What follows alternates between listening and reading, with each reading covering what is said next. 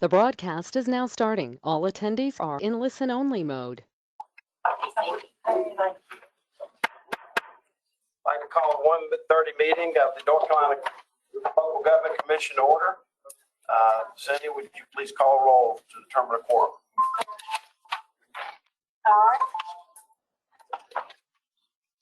Right. In person in the room, Secretary Marshall? Here. And Mr. Butler? Yes. Right. And virtual. Ms. Harvey? Ms. Harvey, yes. Harvey Philbeck? Here. All right. Is Auditor Wood on?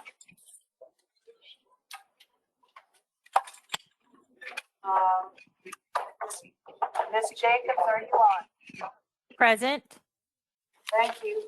Ms. Jacobs is filling in for Secretary Penn. Burns absent? No, that's correct. He is not on the phone. Ms. Hoffman? Present. Thank you. And I forgot Treasurer Falwell is present in person. LGC staff? Yep.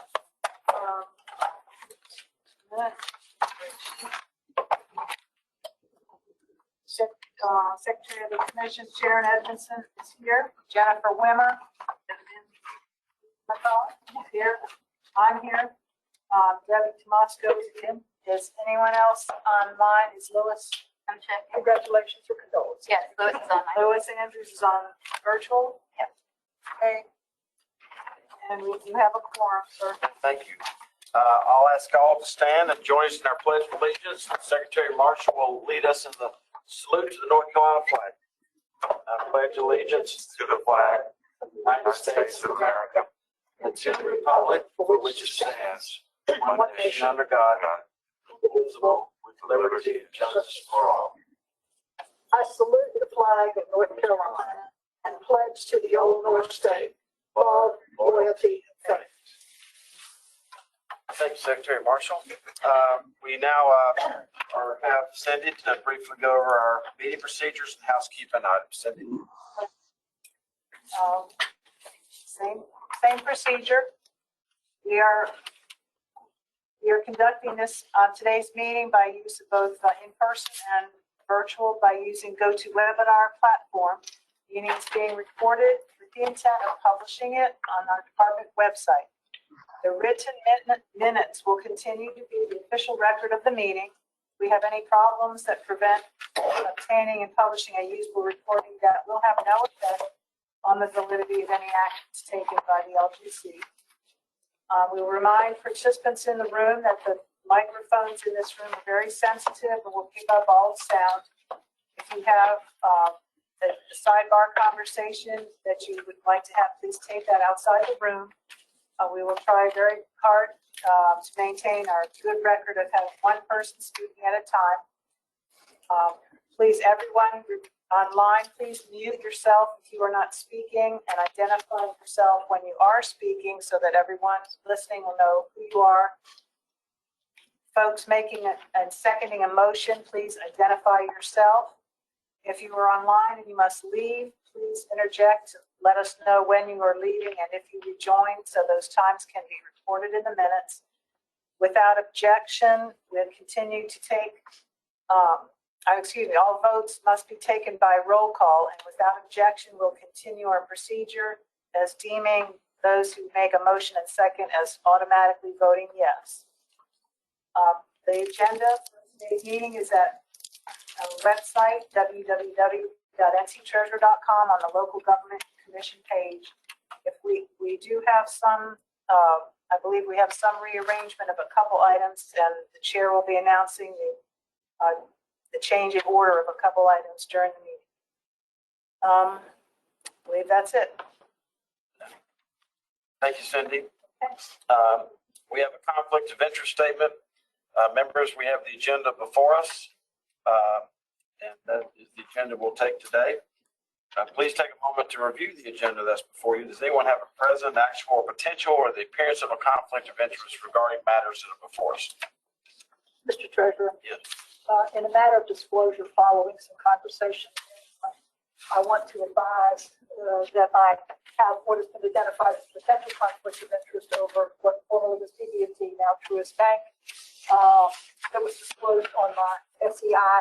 I have evaluated and have never looked at who the financing entity was in making any decision. Your office did provide me with the fact that they are over $6 billion in assets, and so whatever income that might be derived from the amounts that could be earned off of the matters that we are dealing with are very small compared to their overall asset, and my interest is so small compared to their gazillions of shareholders that there's no influence there. Okay. And that'll be every month, but anyway, this time's the only time I'm going to say it. Thank you.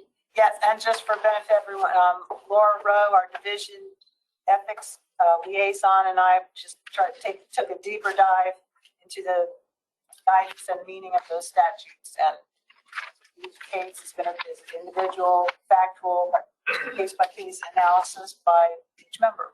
Thank you. Appreciate the deep dive. Sure. Thank Laura. Thank you.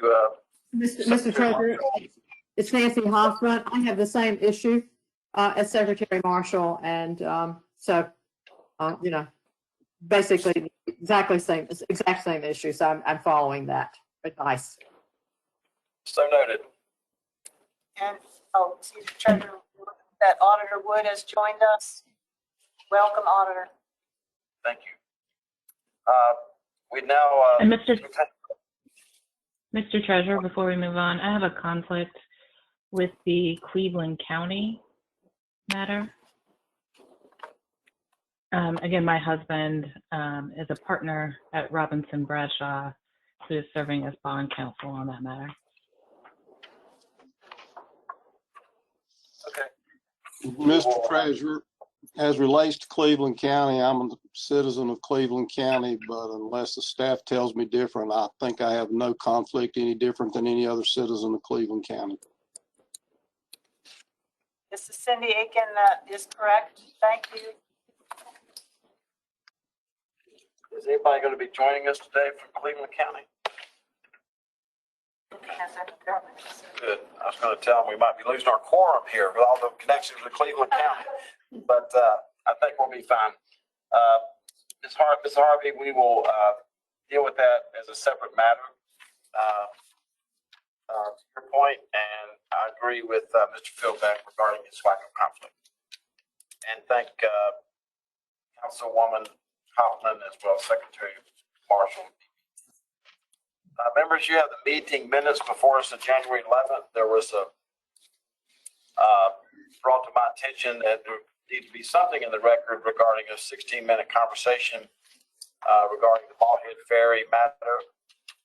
So I asked staff to draft not a 16-minute meeting minute amendment, but something that reflects the fact that that went on. I think that was possibly sent out to you a couple of hours ago or 3 hours ago. So I'll entertain a motion to amend the draft meeting minutes and then have any discussion that anybody would like to have about this amended matter, and then ask for a motion to approve the meeting minutes. Okay. I have not seen it. Okay. I have a copy. You have a paper copy? Let me just read it real quick to speed up, and then we'll show it to you also. Mr. Burns asked if the Ballhead Island Ferry will be on the February meeting agenda. Alder Wood stated she was drafting a second letter to the treasurer insisting that according to Chapter 159, this matter should not be on the agenda until the LGC receives evaluation that is reliable and credible. She further stated that no matter should ever be on the agenda for approval if it does not fit the criteria requirements set forth in 159, i.e. the LGC should not approve bond sales for an amount in excess of the assets to be purchased. Chair Falwell added that he has not changed from stating that this is a transaction that's never been done before in North Carolina. The majority of tolls and fees are paid by working individuals who only means of transportation to their work is the ferry, and that when governance, transparency, evaluation of this transaction align will put it on the agenda as soon as possible. Mr. Burns responded he formed no opinion on the matter, which is accurate, and that even though Alder Wood and Chair Falwell make valid points, the point seems to address the question of approval, and he wonders if the matter should be put on the agenda so the full commission to discuss rather than held back by one or two members. Mr. Burns would like to receive all information and review the records so that he can compare it with the statutes. And I think within 48 hours of that last meeting, we downloaded all the information that the new board members may not have had. I think all that's available on the website, possibly from the village, and finally, the recording of the entire LGC meeting, including additional discussion between Alder Wood and Mr. Burns, may be accessed at our webpage, nctreasurer.com. So that's how we're going to amend the minutes. Do I hear a motion to approve the minutes as amended from January 11th? Mike Philbeck, I'll make such a motion. Nancy Hoffman, second. Motion is I'd second. like to speak to that motion, Mr. Treasurer. I'm pausing. Okay, but you are putting forth the whole minutes plus as if we've approved this amendment.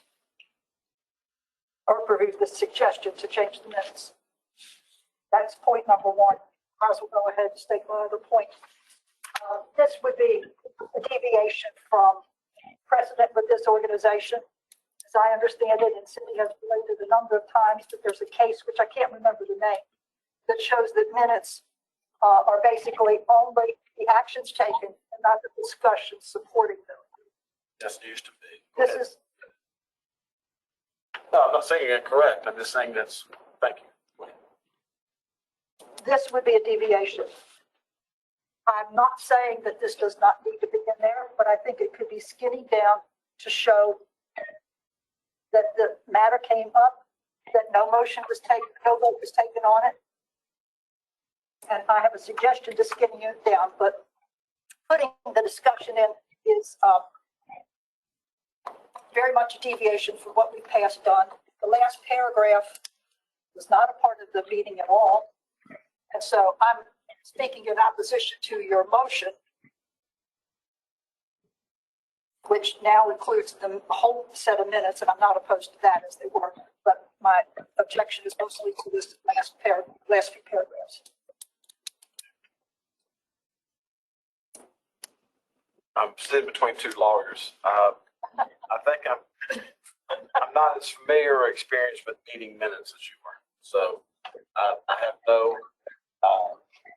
reason to dispute what you said, that only things that are meeting minutes are things that are action. I thought meeting minutes were supposed to reflect what happened in the meeting, but that just may be my naivete. Please go ahead. All right. You can see from our past minutes, we've not had all of the discussions in there about all kinds of things. So you can see what our tradition and habit has been by this board. I don't think we've ever had a meeting like that last time. So, Well, all right. Chair? This is Cindy Aiken. Secretary Marshall is correct. Legally, the bare minimum that is needed is what actions were taken. It is not required to reflect any discussion, even on matters that where action was taken. However, the board as a group, it's their prerogative to include as much beyond the bare minimum as you choose. I was asked to try to summarize the discussion. I know that this came up before, and you mentioned, I forget, it might have been Bald Head a few months ago, but there was like action taken. And Secretary Marshall, I remember you raised that point before perfectly. So I listened to it again and tried, to capture the essence of what pertained to Bald Head Island matter. And then I know it is long. Let me interrupt you. So- Do you have a perfecting amendment? I do. Okay. Was it? I would suggest that if we're going to put anything in there, we put the first paragraph in. Mr. Burns asked if Bald Head matter would be on the February meeting agenda. Then jump down to the last sentence of the second paragraph. Mr. Burns would like to receive all the information and review the records so that he can compare it with the statutes and then say no vote was taken on this matter. And when they prepare. Treasurer, Mr. Chairman? Yes. I don't understand why it's got to be trimmed down to his two statements, questions, what I don't understand.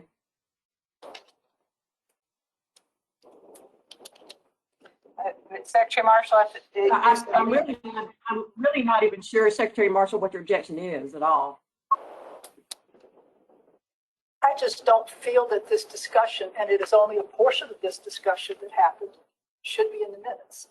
It's available for anybody that wants to dig into it online. But our tradition has been, and case law supports it, to do just the motions, the transactions. We've had some minimal discussion that led to conditions precedent or postponing of a matter. Those are all relevant to it. But this is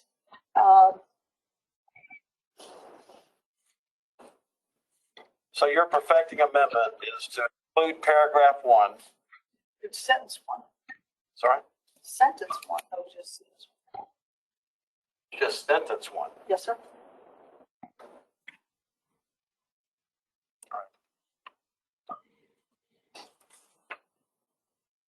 And then the last sentence of the second paragraph.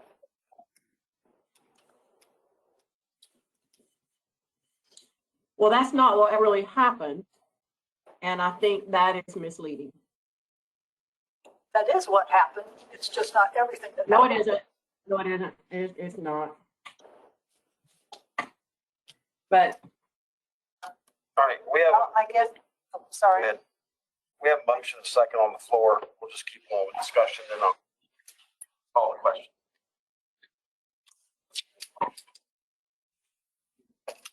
Any other discussion? The voting on it as a package deal. Assuming. All right. Go Or ahead. you could vote on the amended part separately or together. Okay. Any further discussion? This is Tanisha Jacobs. I'm sorry, and I can't see everyone, so I apologize. My webcam is not working, and I can't see everyone on my side. I just want to be clear on what exactly we're voting on it, or getting ready to vote on at this point, with regards to the addition of the Bald Head Island matter to the agenda or to the minutes. Thank you, Ms. Jacobs. The minutes went out as draft minutes.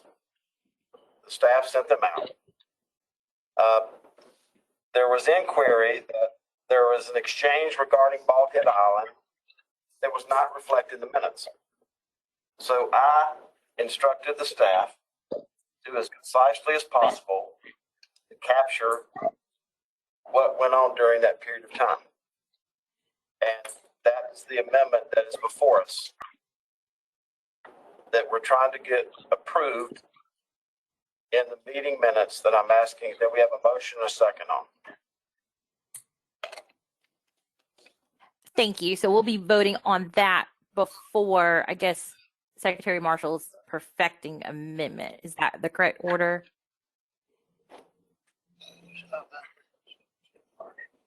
there's not a motion. There's Or the- not a okay. motion. Gotcha. All right. Thank you. The motion don't- yeah. Perfect. Any further discussion? All right. Hearing none, the motion on the table is to vote on the meeting minutes of January 11th with the perfecting amendment that has been presented to you. Okay. Wait a minute. So which one is that? The one you proposed or the one Elaine is proposing? Secretary Marshall. The one that was sent out three hours ago. Okay, full all right, thank you. Right. Clerk will call the roll. All right. And that was Mr. Philbeck, motion, and a second, Ms. Hoffman. Auditor Wood. Aye. Thank you. Secretary Marshall? No. Thank you. Ms. Jacobs? Aye.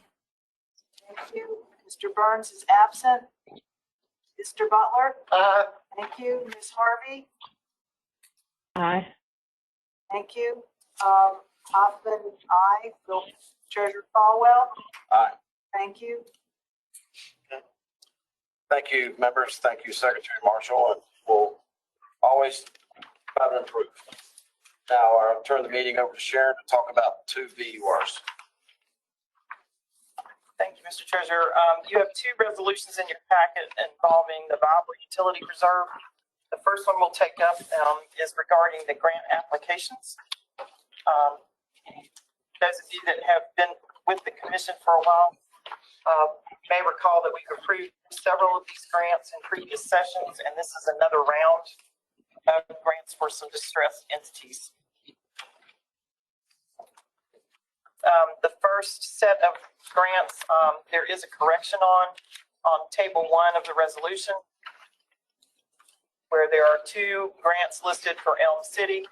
Both of them, I'm sorry, I need to explain something on that one. The first one for Elm City, where it says organizational structure for $60,000, and then a regionalization study for $125,000. They just chose to break down that application into 2 components. It's really all a merger and regionalization feasibility study combined. Then we have 2 for the Lumber River COG for a group of municipalities that are located and are members of that COG, 1 for wastewater, 1 for drinking water. And, they applied for that as 1 grant of $383,000. Town of Hertford, a wastewater MRF study for $75,000, and the town of Hookerton also for an MRF study for wastewater for $75,000, for a total of $718,000 in merger regionalization and feasibility studies. On the back page of this resolution are the asset inventory and assessment grants, and this is the one where we need to make a change. You'll see the town of Bath there is listed twice. Both listed for sewer. One of those is actually for drinking water. And we'll make that correction on the final resolution. So it's 150 for sewer and 150 for drinking water. And these are asset inventory and assessment grants. Maysville has asked for a grant for $46,000 for rate work and a CCTV study of their system. Elm City, an AIA for their wastewater of $337,000. Lumber River COG is again asking for 2 grants that will apply to multiple municipalities in their membership. 1 for drinking water, $456,000, and 1 for wastewater of $874,500. And then 2 for the town of Green Evers, 1 for water, 1 for sewer. The water is $131,000. Sewer is $261,400 for a total of $2,405,000.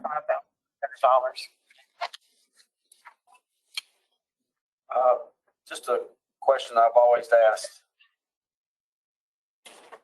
What is your level of confidence that these grant approvals will result in people having less expensive, reliable water and sewer services? Well, I can't speak to the less expensive part because it may be that they're not charging enough now to provide the service. But the only way we're going to know for any of these distressed units what the solution, the best long-term solution is to look at merger regionalization feasibility and also to inventory their current system and determine its current status. Follow up, and what are the chances that when people who are in this line of work see that there's a number out there that I always say this backwards, the time fits the chore, or contract fits the deal, or whatever I'm trying to say. But I've always been uneasy about that, and especially when you look at the number of customers that are sometimes served by these utility districts in relation to the amount we're spending per customer just to do a study. The grants are up to the amount. These are the caps on the grants. And if I'm not mistaken, I believe we've had some that have been previously awarded that have come in under the cap. We have Shadi Escaf on the phone from DEQ. He might be able to better answer that question than I can. Hey, Shadi, are you on the phone? I am, sir. Would you like me to respond to that question? Yeah, just give, I'm saying this on behalf of your secretary as I am all the other secretaries that are here. Just give us some level of comfort, because this is not something we need the state auditor to be dealing with a year and a half down the road. Give us some level of comfort that we're sharpening our pencil and you got your finger on the pulse. We understand the question, and it's something that we're attuned to as well, and we'll be working with the communities to make sure that the projects and the study grants are effective in identifying where there may be some possibilities for construction projects or non-construction projects to make the systems viable. So being part of the Viable Utilities Program and having been designated as distressed, the utilities are statutorily required to complete an asset inventory assessment as well as a rate study. And merger realization feasibility grant studies are very helpful in identifying potential avenues to or alternatives for those systems to become viable. The question about how much of the, about putting caps or limits on the funding is a good question. It's part of the reason why, looking at the Lumber River COG applications, for example, we made a recommendation to try to combine those two scopes of work into one project. It's a work in progress where we are trying to work with the communities to make sure that the scopes fit the needs of the communities. And we have, within our Viable Utilities Program, we will continue to be working one-on-one with each of the communities, as well as the counties and the councils of governments around, to provide assistance to make sure that they are focusing their attentions on the appropriate tasks. So these studies are really helpful in identifying what they need to be doing next in order to make those systems viable. So we have confidence in these projects being good projects and appropriate for where they need to go. I think I'll stop there and maybe respond to any other questions. Mr. Butler, Shadi, Mr. Butler is going to ask a question. Good afternoon, sir. What has been your track record and success after these studies that they have been implemented in another part of the state? Thank you for your question. So that's something I think that we're going to be taking a look at as far as what were the outcomes of these studies. We haven't had the AIAs and MRF studies for a long time. We've been implementing them outside of the VUR for just a few years, and I've only joined the division in 6 months ago. But it's something that we're going to be taking a look at, see what were the outcomes afterwards. The AIAs and the MRFs sometimes generate or often generates capital improvement plans for capital projects that then get funded later on. Sometimes through our division, sometimes they would come back for funding for a capital project that was identified in the asset inventory or capital improvement plan that comes out of an asset inventory, but sometimes not. Sometimes they would fund those projects on their own or from other funding sources as well. So it's hard for us to be able to tell you right away how many of the AIAs and the MRFs generate follow-up capital projects unless they've come to our program requesting for funding for that. Follow-up. Sir, I just want a simple yes or no. Have you implemented any of these studies that have resulted in pipes in the ground and the systems are being permitted and are functionally operating today in the state of North Carolina? So I'll say I believe the answer is yes, but I've only been in the division for 6 months. I've only seen one round of funding since I've been here. So I would have to defer that to some of my staff members, and I can run across the hall and ask one of my colleagues here to verify that. But I believe the answer is yes. I just need to verify that. she's got a question. Secretary Marshall. Mr. Johnny, were there competitive bids underlying the grant proposal request in these cases? I'm sorry, Secretary Marshall, I couldn't hear your question. Were there competitive bids from the different municipalities or the COG that support the grant application amount? Not when they're applying for the funding. So competitive bids typically come after the awards happen and there's project work that needs engineering work. And I will, I'm going to mention that Victor D'Amato, who's the Viable Utilities Unit Supervisor, is also on this call. If he wants to add anything to what I just said, I'm asking him to do that too. So let's take score. Where we are right now is that to Mr. Butler's question,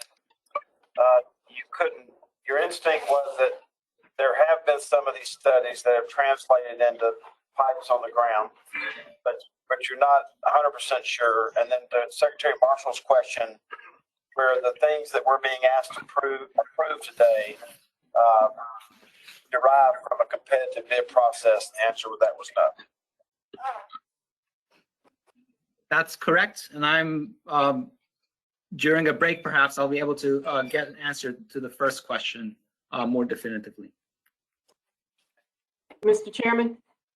Yes, ma'am. So my question is this, so is that how possibly not every one of these hitting the ceiling be sort of controlled, and that is that once these applications are approved, all of these will go out for bid?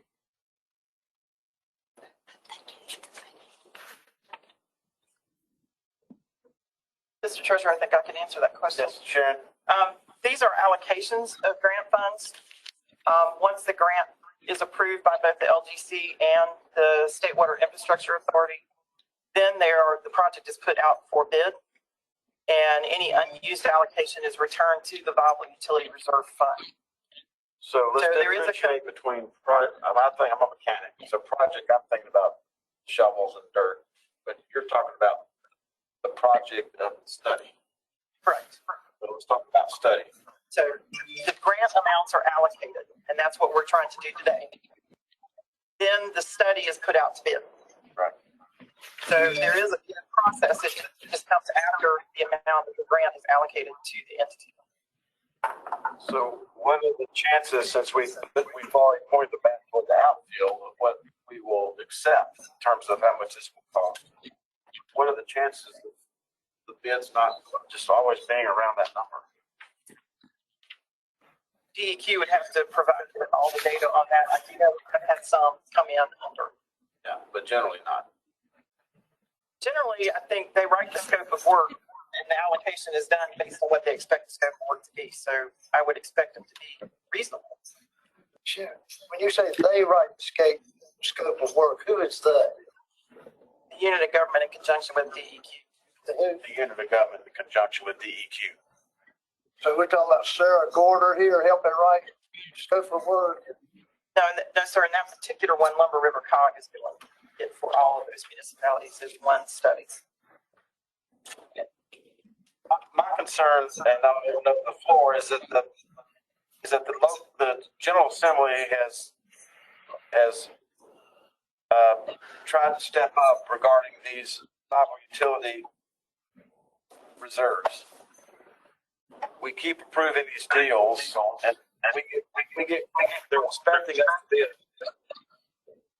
they're expecting us to be a filter. So we get called down to the General Assembly, and they asked us the question that Mr. Butler just asked: has any of the money that we appropriated that has now been spent resulted in any more clean water or any more sewer lines? And I hope staff realizes the pressure this commission's under to be able to answer that question in a very positive way, because they're not going to be happy about stepping up to the plate on viable utility reserves and think that all of it went to study. response to that comment? Yeah. So we have not, up until now, the Viable Utilities Reserve Program did not have a rating system, a way to allow for competitive applications to look at construction projects for the Viable Utilities Reserve up until this coming round of funding. So in spring of 2022, we will be accepting applications for construction type projects, and we're anticipating quite a few of them from the units that are designated as distressed because there's a lot of funding now that's gone into the Viable Utilities Reserve. Up until now, we've only had the rating system that we can apply to the applications and select applications for funding just for the study grants. That rating system was approved earlier than the construction one. So going forwards, we will have a lot of applications and projects that are going to provide physical infrastructure work in addition to the study grants. And the study grants are still very helpful because that's going to help direct local governments to determine what kinds of projects would be best suited to help those systems become viable. So we're going to need to try to provide both at the same time simultaneously, but we are anticipating those construction type projects in the spring 2022 application rounds onwards as well. And Shadi, can you all hear me? Yes. Yes. Okay, yeah, this is Vic D'Amato, a supervisor of the Viable Utilities Unit. Like Shadi, I started in May. Don't have a lot of experience with multiple fund rounds, but I can provide at least one example. The town of Bailey in Nash County did an asset inventory project funded by the Division of Water Infrastructure before our time here, but they are also an earmark, and the project that they are pursuing with their earmark funding coming you are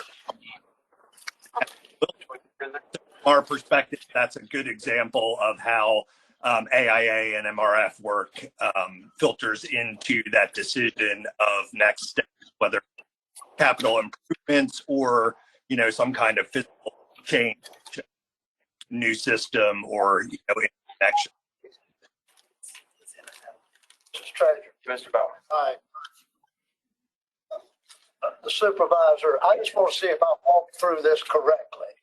If you'll follow me step by step. Sure. You're asking the commission, the Lgc, to approve these grant funds to a council of government that will develop a scope of work, render that contract to an engineering firm. The engineering firm is going to perform that scope of work for their client, which will be the Lumber River Council of Government. Is that correct? That is correct. Okay, let's go next step. All right, then we have it approved. We have a study done. Then, with this study in hand, you want to approach these units of government, Fair Bluff, Sarah Gorder, Roland, and ask them what is to buy into some sort of funding mechanism to operate this regional system. And we haven't addressed yet the right-of-way acquisitions if we're going to move water between municipalities. What type of vehicle do you envision, or what type of body, or what type of authority do you envision is going to pull these communities together and would be the client that would own these pipelines? Yeah, that's a great question. And it's going to vary, of course, by the region or the partnership. In this case, Lumber River is the example. We've already started doing that work. Do you envision, go ahead. Do you envision that Lumber River Council of Government is going to be the operator of this system? No. And it's going to put the bids out for the pipes in the ground? No. We've had discussions. Go ahead, Victor. Yeah, we've had discussions with the entire group, all the representatives from the representatives from all of the partners, as well as the Lumber River COG, in preparation for them submitting the application that they did. And they've already had some good discussion internally about the potential of a district, a sewer authority for the area. So that's one option, but I will defer to Shadi, who could talk certainly at length about other options for management entities that bring units together and hopefully have their needs met. But that's a big part of both preparing for the application, so making sure we do that legwork to get people talking and on the same page, agreeing to work together on the study, and then hopefully lead them along and give our assistance as needed to get them to that next level, which is deciding what way to go. And it may look different for different partners just based on how the studies work out. And to add to what Vic said, the merger realization feasibility study that the Long River COG has submitted for those communities, and there are 6 communities in that area, was specifically to build on previous work and to get them to move towards building a water and sewer authority. So it would be looking at the option of creating an authority to serve the region for water and wastewater. That will be the 6 communities, 6 local governments would be members of that authority. So this would be work that would look at all of the engineering requirements to make that happen, the legal and the financial aspects to make that a feasible option, and to able to create an authority, to run an authority for that region. So that's the study. Following on from that would be the engineering work to actually make any kind of interconnections that need to happen in order to make that option feasible as well. And that would be the construction type of projects after the study is completed. Mr. Chairman and Mr. Director, I would suggest to you that a wise use of some of this money right up front would be getting the organization in place first, the authority in place first. I speak from years and years of experience of chairing the Lower Cape Fear Water and Sewer Authority. And I can tell you, you've got to have the organization together before you do anything, and you have got to be addressing the right way to move this wastewater and drinking water from one municipality to another, and begin to even take a broad look of the impact of acquiring the right of way, rather than just pulling the trigger on a study to be done under the Council of Government and to be handed to this authority later. I would suggest it'd be more prudent to get the authority formed and let the authority be the entity that applies for these grant funds. And that is who is dealing with the project all the way, rather than the authority is handed a study that was done by a council of government. Now that would be my suggestion, Mr. Treasurer, Mr. Chairman. Is you're getting way ahead of yourself doing all this study with nobody to pick it up and run it. And the Lower Cape Fear Water and Sewer Authority, all the money up front was to create the authority, get it where it worked together, and begin to address how water will be sold and purchased, and what will have right of first refusal, and where the wastewater will be discharged, and what the permitting process will be. Just doing a study to say we can put it all together, I think you're getting way, way, way ahead of yourself with some very, very small communities that are going to try to make this work. I see nothing but years to get this accomplished. In the southeastern part of the state, we were talking about drinking water for the city of Wilmington, all of the beaches in Brunswick County. It took years to get that together, to get the board to determine the rate you're going to charge for water. Who is going to have right of first refusal, preferential rates on water, how the board will be constructed. I mean, you need to get a structure, in my judgment, you need a structure in place to address what the study is talking about. And if we're talking about some money here to create an authority to study that, I think that makes a lot more sense than us pulling the trigger on $1,700,000 to $2 million study to be handed off, and the engineer fund said, this is what we thought y'all to do. Here, go and do it. You hadn't looked at that swamp you've got to cross You haven't looked at those environmental sensitive areas you've got to cross. You haven't looked at the cemeteries you've got to encounter. I mean, there is a lot to this. The only one that I know successful is the sewer line between Dublin and Elizabethtown, which is a forced main that was agreed on years and years ago. That's Staff? Thank you, Mr. Commissioner. And that's, I think, the purpose of this study is to help those communities start forming an authority so that they could then develop more projects later on to make that make the system work for those communities. So that's the purpose of the study as applied, as we see in the application, is to work with those 6 communities, to meet with them to start forming an authority. And the Lumber River COG, as well as some an engineering firm and legal advisors and School of Government as well, will be providing that assistance to help form the authority as you're proposing as a first step. So they're trying to move the communities in that direction in order to be able to accomplish future work as well.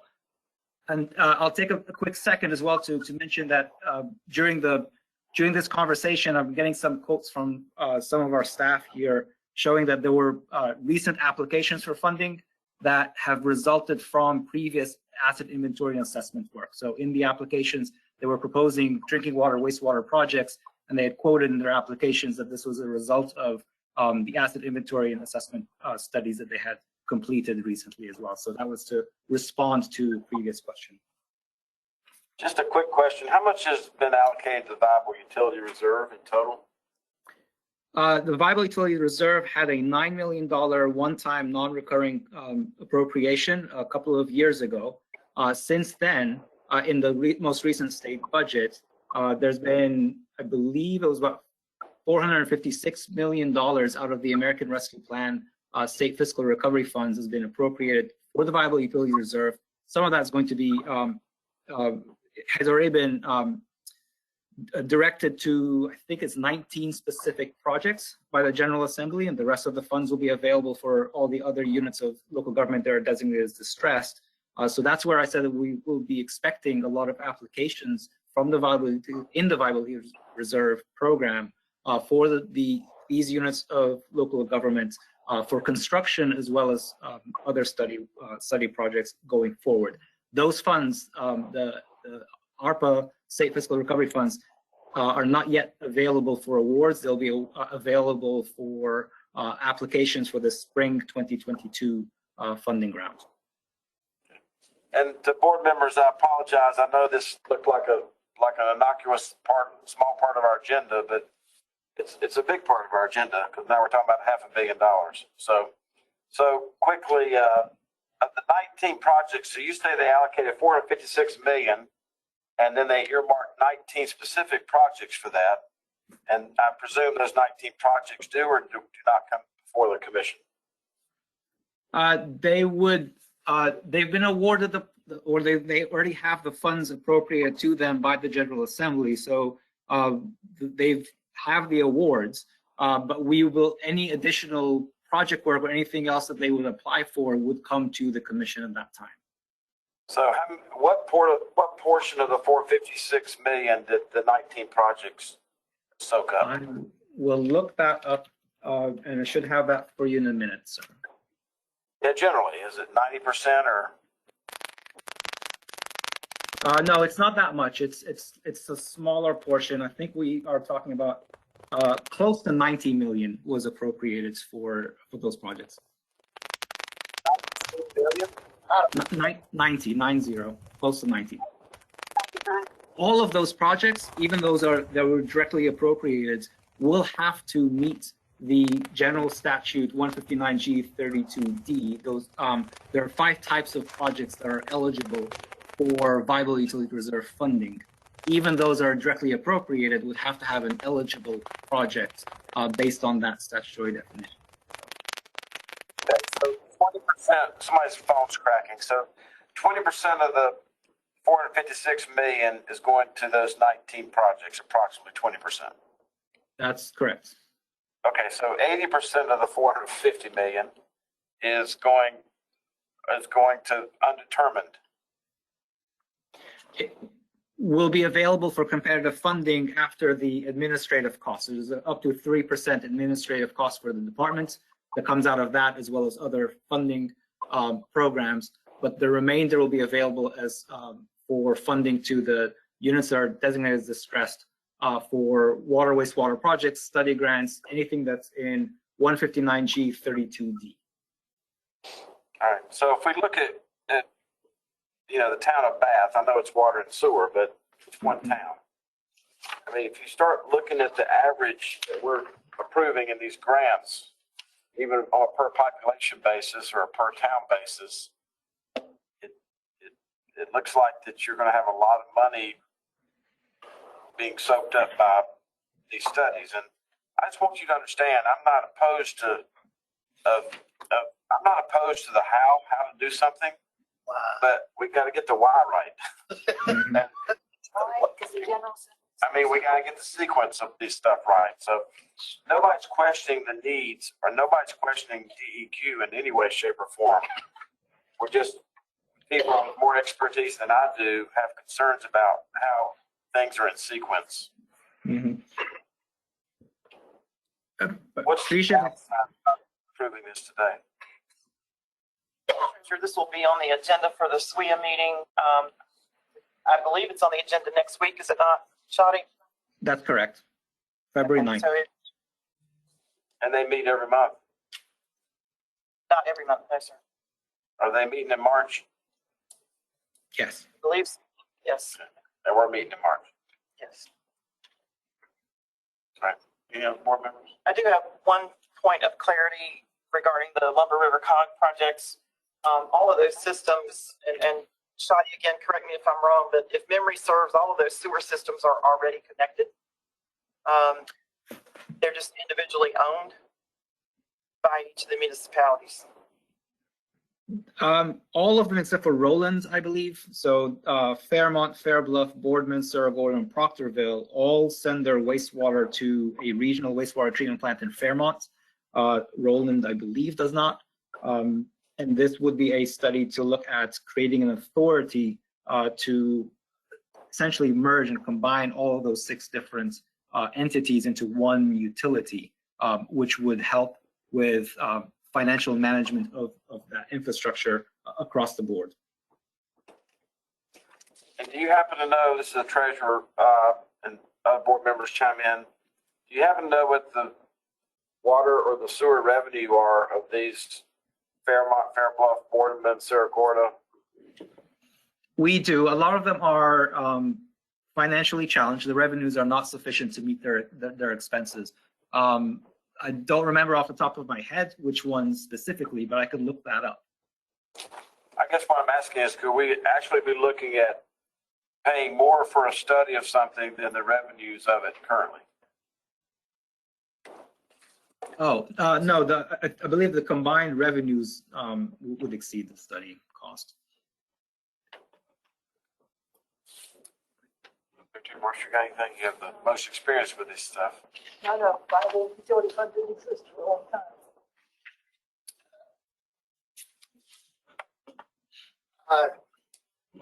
Mr. Treasurer, I still think the authority needs to be formed first, and in some way, each of these towns put some money in the authority. If it didn't put $1,000 a year for it to function after. I mean, just doing the study without the organization in place and the why, you know. I'm pleased to hear they already do. Are the pipes in the ground adequate? What condition are they in? What's the proposed population projection and usage for these plants, these facilities?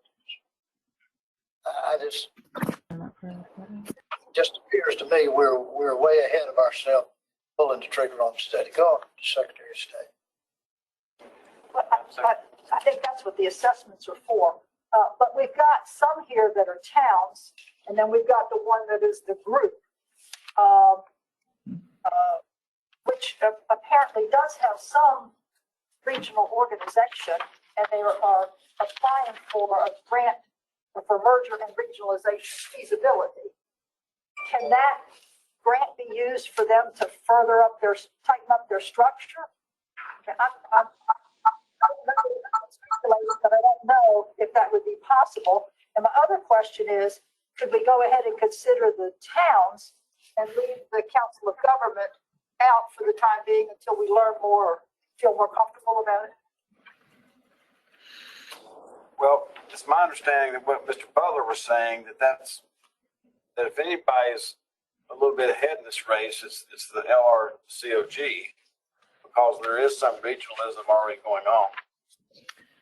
And towns are behind on the sequence part. Who's the chart? Is LGC? Who's responsible? Who's the lead director on this, Sharon? On VUR, Yeah. it's kind of a combination of myself and Susan. You see, Susan, given these questions, do you, and I'm agnostic about this, but do you see any problem with, let's, so that we don't do this every meeting, because this is not the first one, it's not the last one, that we table, that we not vote on this and get it cinched up by the next meeting. Well, if I think that since the relationship with SWIA and LGC, I mean, we're both kind of on parity with each other, but in this case, they have the technical knowledge around this. So since SWIA is going to vote for it next week, we could table this till March. It's not going to delay your RFPs, Donnie, for the engineering work to get started. Well, they wouldn't until the grant is approved by both authority and the commission. We won't be able to offer the funds to the applicants, and this applies to any applicants, not just Lumber River COG. So if it is tabled until March, then we wouldn't. Even if SWIA makes the awards next week, we wouldn't provide that offer to the applicant until we also get approval from the commission. So it would slow it down, but it would slow it down. Yeah, Yes. I would like to. That would be my preference. It is on the agenda. The board can have a different preference, but then I would like to ask. I know others on the board may have a subject matter expertise on this. Mr. Butler definitely has a subject matter expertise on it to work with. Let's get it cinched up so that if it's coming in front of us going forward, we're not so bogged down with it. If we tabled it, what we would want to capture, what questions would you want DEQ and staff, LGC staff to some extent, to bring back? What kind of information would you want us to bring back next month? It's not a subject I've thought about, but I think between now and Friday we can develop those. Okay. As we've had to do in the past on complicated things, we could develop a list of questions that we'd like to see answered. Okay. Yeah, the one chart is merger regionalization feasibility. And then the first listing is Elm City. Who would they be regionalizing with? I mean, I don't understand. Are other partners not involved in that? I see it with the COG. Yeah, that's self-explanatory. But when you have Elm City, who are they regionalizing with? I think. Treasurer, if I may. Okay, go ahead. That's what part of the study is, to determine who are feasible partners for them. And there's different ways to regionalize. I know a lot of people think of regionalization as just merging complete systems together into one big system. And that's not the only way you can regionalize. You can share administrative services with another entity and each, still own your own systems. You can form a regional authority, as Mr. Butler was talking about. There's multiple ways to regionalize, and that's what the whole purpose of the study is, to look at the different alternatives that are out there for them, who their partners might be, and whether or not it would be feasible to look further down that path. And that depends on who your partners are, depends on topography, and it depends on right-of-ways and swamps and things that are in your way and things like that that are obstacles. And so which one is the most feasible in the terms of cost? But also which one has the less obstacles? I mean, I just want to bring up, there's just a little matter of acquiring right-of-ways. Who has right of eminent domain?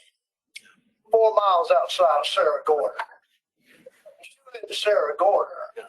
So you've got to have a regional legal entity that statutorily has the right of eminent domain. I mean, no, you're dead in the water before you even start. You may have a $200,000 or $800,000 study sitting there, and an engineering firm got paid for it, but it isn't worth the paper it's written on as far as being implemented. I would, yes. I would, yes, ma'am. Yes, sir. Oh, I'm sorry, Mr. Commissioner, I have just would like to clarify that this application is to work with the towns and to help them form the authority in order for them to be able to then later on the authority for then later on acquire the rights of way and to do all the construction work that's needed for the system. This study is to help work with the towns to start creating an authority together without assistance, without Lumber River Cog or some other assistance for the towns. It's not very likely that the towns will get together by themselves and create this authority. They need that extra assistance from somebody else to help shepherd that process along. So this is really step one of many, many steps that we foresee into the future. Well, why don't we approve enough money to help organize the authority? Have to estimate 100, 200,000, whatever it's going to take to help get the authority organized, function, get the bill passed in the legislature where it's a legal entity that could do this regional program. Step one, get the authority organized, get the membership, address all the problems that are going to be involved in the authority, then let the authority come back to us or let the authority be an applicant for the grant to do the study. Because that's the entity there, because the COG's going to be out of it. You got to be dealing with who is going to implement this thing down the road. Right. That's what I'd be fully supportive of if somebody come to us and say, we think it's going to take X dollars to organize the authority, draft the legislation, get it into General Assembly in the next session, where you've got a bill, where you've got an entity that can implement this thing. Right. And I think, Mr. Commissioner, that's the purpose of this application, is to be able to come back and say, this is what's going to be needed to create the authority. That's not what you, okay. A lot of people are more familiar with Elm City and Hertford and some of these other communities than I am. Bath, Elm City, and I just feel like that starting out like you're going to hold out, getting the why right, and figuring out the structure is worth a month.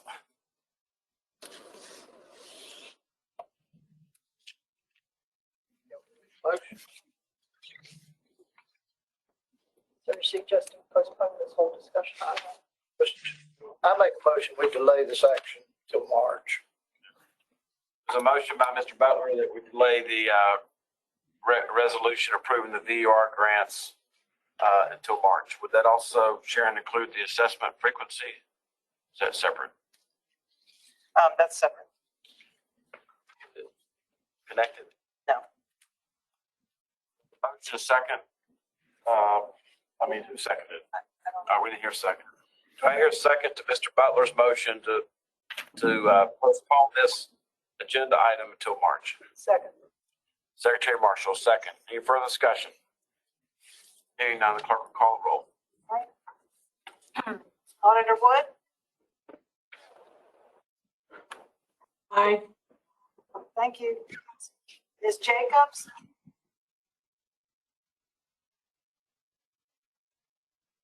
Aye. Thank you. Mr. Burns, Ms. Harvey? Aye. Thank you. Ms. Hoffman? Aye. Thank you. Mr. Philbeck? Aye. And Treasurer Falwell? Aye. Thank you. Thank you. Just hang with us, Shadi, and Victor will figure out what's right and help you get it right, okay? Thank you, sir. Thank you. Resolution establishing BUR assessment frequency. Sharon? Thank you, Mr. Treasurer. The next resolution up for consideration is to approve a cycle for assessment and review of the local governments in determination of their status as distressed. This is in accordance with 159G45. The commission and the authority initially established the criteria of how we determine which units of government are distressed. Those are listed there, items 1 through 4 on the first page. That was taken care of by both bodies back in February of 2021. We are asking now for a reassessment schedule. Attachment A goes through each of the individual criteria and goes through a schedule for when each of those criteria will be applied. The first one is whenever the LGC has to assume control of a local government's finances. If they have a water or wastewater system, they are, the commission will potentially deem them to be a distressed system. If that occurs, what we're proposing is that the authority, meaning SWIA, will not have to vote on that they will just be deemed distressed at that point. Okay. The second item under criteria 2 is missing audits for 2 years. That was the second criteria identified by both bodies. We look at this as of March 1st for the previous fiscal year end. So we'll be looking at this in next month for the June 30, 2021 fiscal year. Anybody that has a water and or sewer system and their audit is not in by March 1st will get notified that they are in danger of being designated as distressed. And again, that evaluation will occur again the following year. And if they're missing 2 years of audits at that point, the local government will be deemed distressed by the authority without any further action. Okay. Is that it? And we've got 2 more.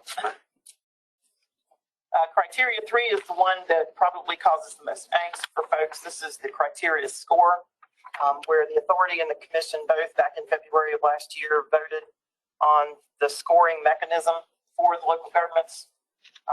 The various data sets and all the information available on those is presented in table 1 of this resolution.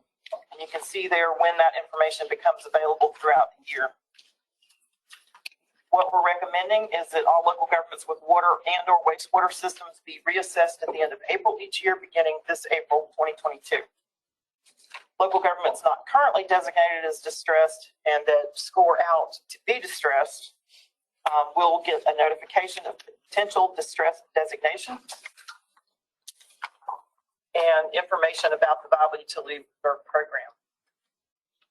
They will have the option, if possible, to take corrective action so that when they're reassessed the following year, they no longer score out to be distressed, or they will contact the DWI division at DEQ by July 1st, requesting to be designated as distressed.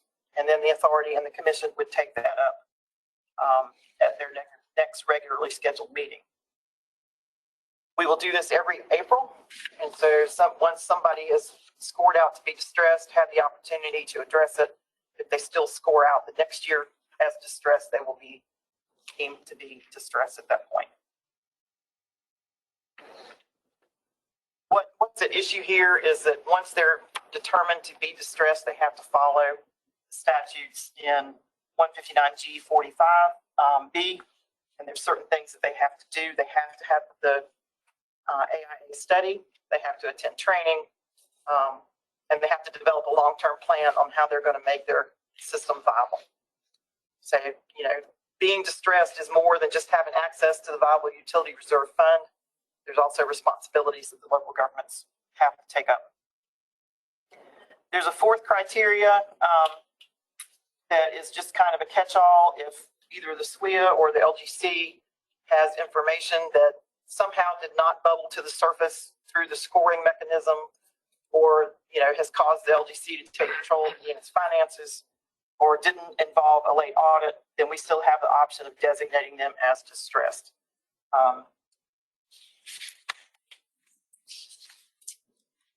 Now, we had some special actions that have taken place, and we're recommending to continue to move forward with those. When we did the initial assessment in April of 2021, we had 18 local governments that scored out to be distressed based on their 2019-2020 data.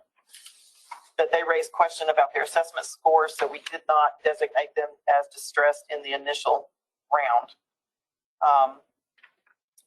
If they score out again this year to meet or exceed the criteria, they will be designated as distressed.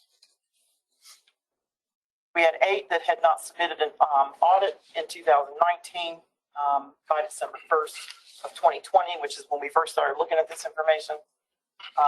Most of those units have submitted their 19 audit, so that will no longer be a factor.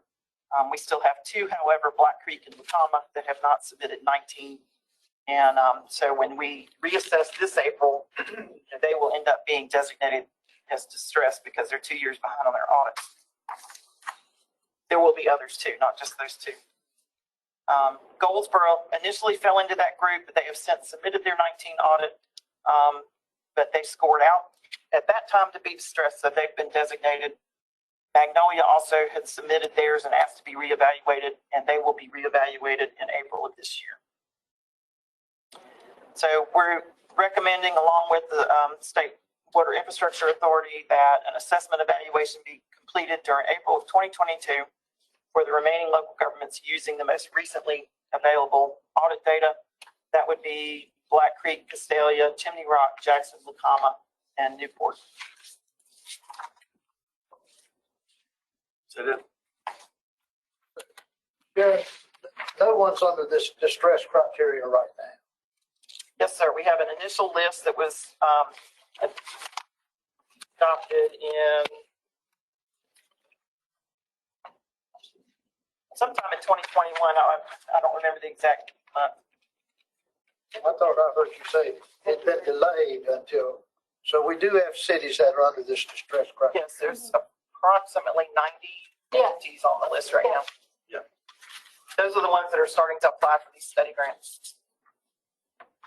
You've heard the resolution from staff. Do I hear a motion to take staff's recommendation? Second?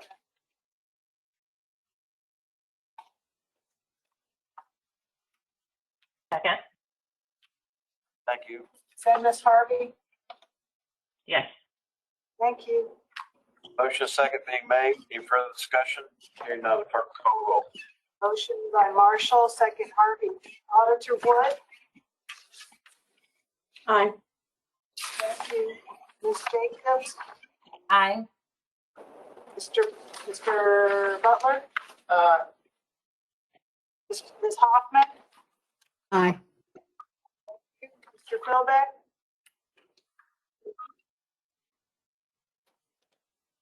Now to move forward. Aye.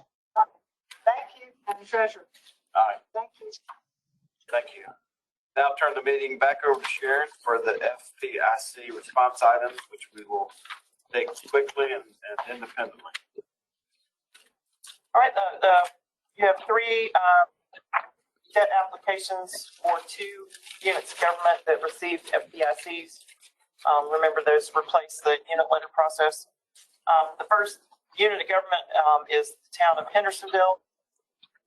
First is a revenue bond for their water sewer system for $7.1 million.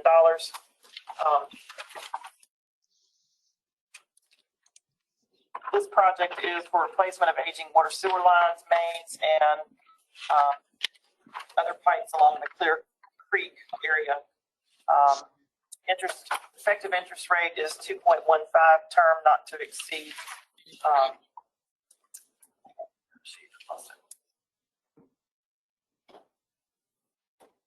7. Okay. I'm sorry. I lost my place here. Oh, yeah, 7.1. I'm sorry. What's the term of the loan? 20 years? Okay. Term of the loan not to exceed 2041. Thank you. I'm sorry. I just completely lost my place here. The second item for Hendersonville is an increase in their state revolving loan that was previously approved by the commission. The amount of the increase is $9,390,035 to bring the total project cost to $23.5 million. Again, this is a state revolving loan fund disbursement. This is for design, permit, and construction of a new water intake and pump station along the French Broad River.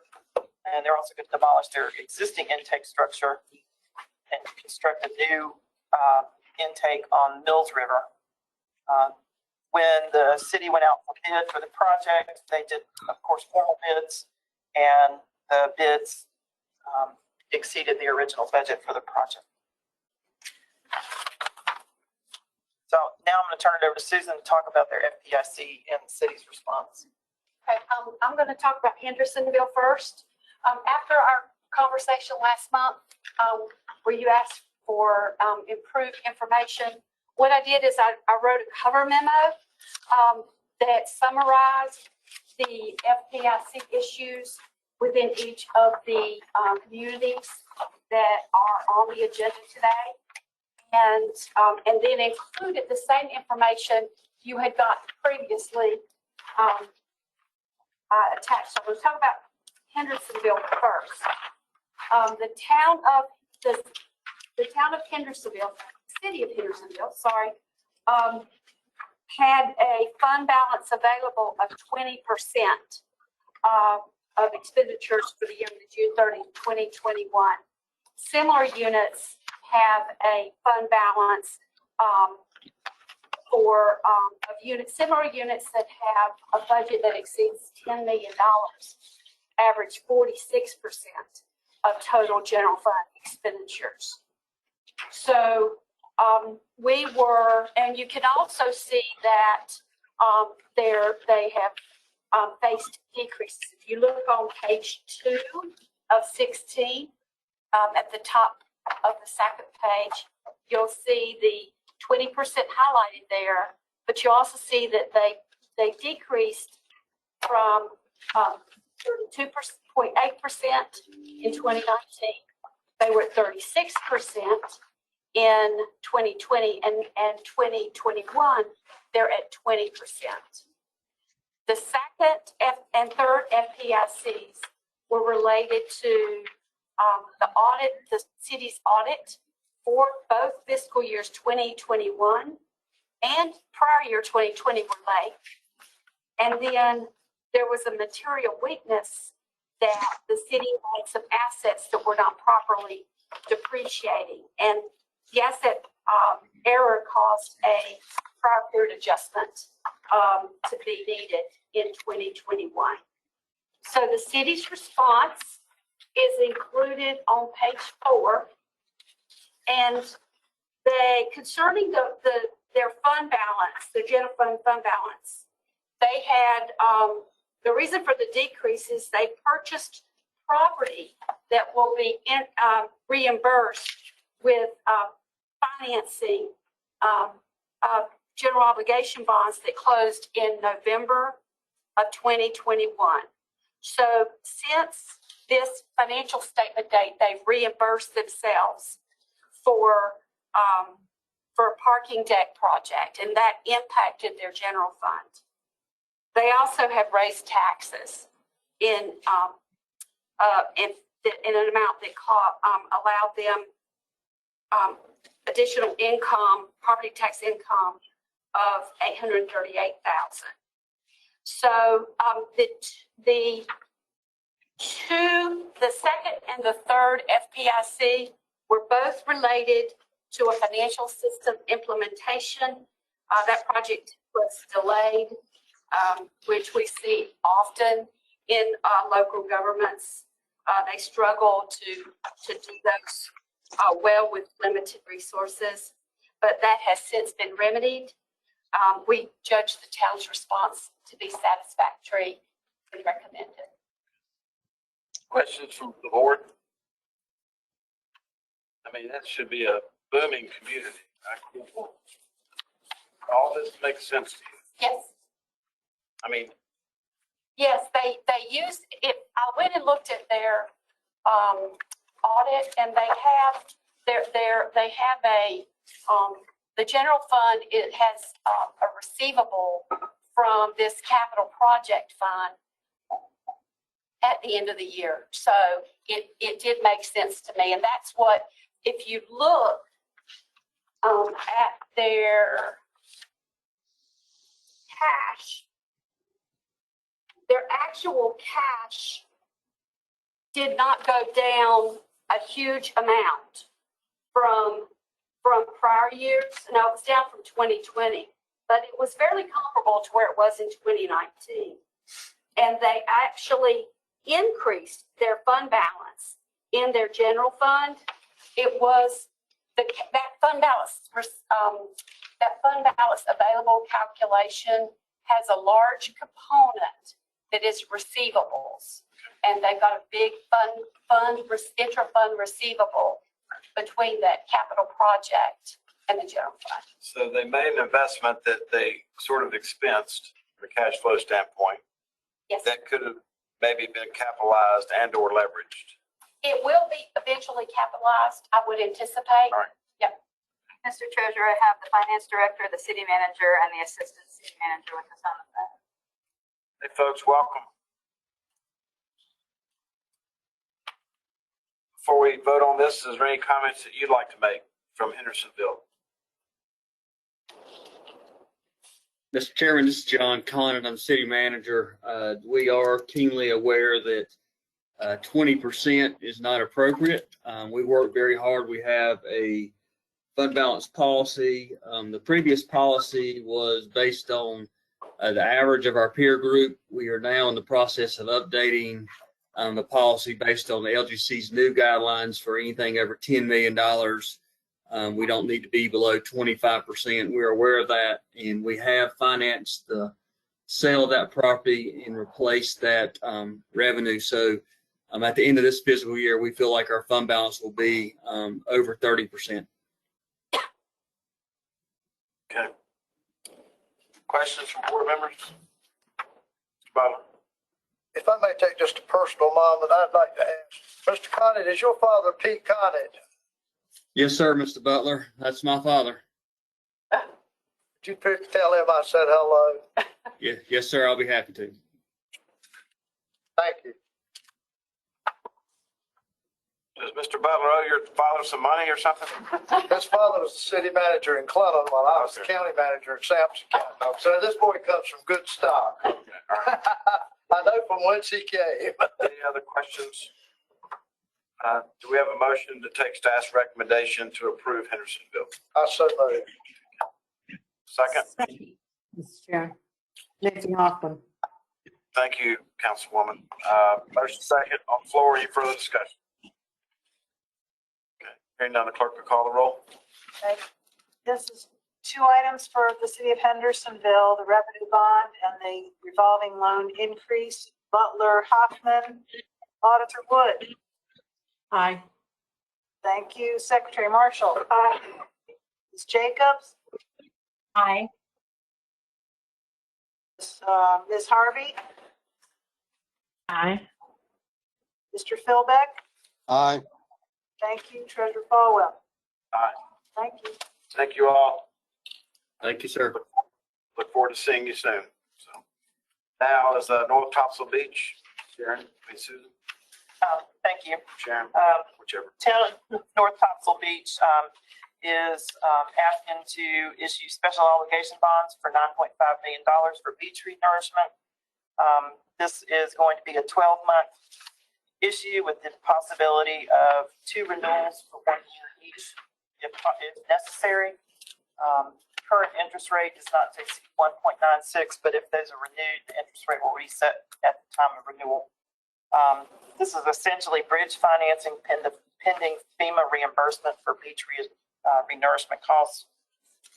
The town is putting in 25% of the cost, and the rest of it is being picked up by FEMA. So this is basically providing them cash flow until they get their money from FEMA. or their project. And they did get an Fpic. So if you look on page 3 of 16, I've got the Fpic summary for North Topsail Beach. Per the indicator, the auditor noted a significant deficiency. The town overexpended budgeted amounts in the general fund and, more concerning, in the shoreline protection funds for the year ended June 30, 2021. So and you, just like the other one, just like Hendersonville, you've got the town's response on page 11 of 16. You've got North Topsail's response. The town, there were over expenditures occurred because of a key vacancy in a leadership position and a large influx of related work. So the town does have a process in place, which they stated in their response. And I confirmed with them that the process takes place prior to the commitment being entered into. But this is not a repeat finding and is not expected to recur. So the town's response was considered satisfactory, and we do recommend approval. Okay. Do I hear a motion? Can I ask, how much did they overspend on beach renourishment? They overspent on beach renourishment. It was right at $2 million. You know, I mean, little feet, how much beach run? That's a question for the town. They should be on the, I do not know that. The treasurer, I have Caitlin Elliott, the finance officer, and Alice Durian, the town manager. Caitlin and Alice, did you hear Mr. Butler's question?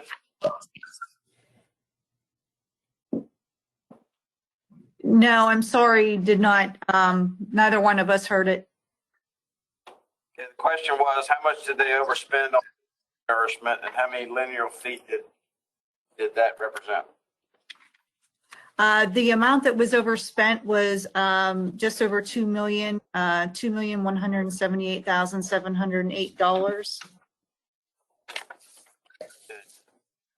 And what Caitlin and I did talk about this, and when the vacancy happened in the manager position,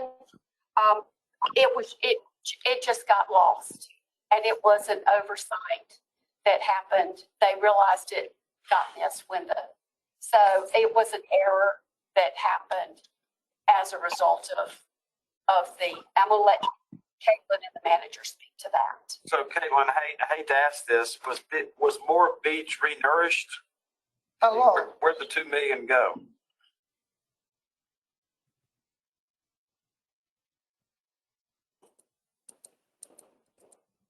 I mean, when you overspend, that would imply that there's more nourishment that occurred.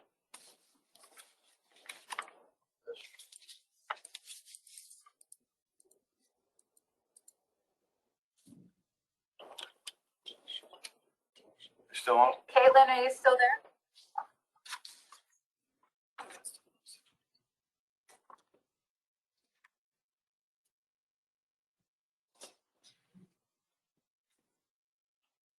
All right. Caitlin?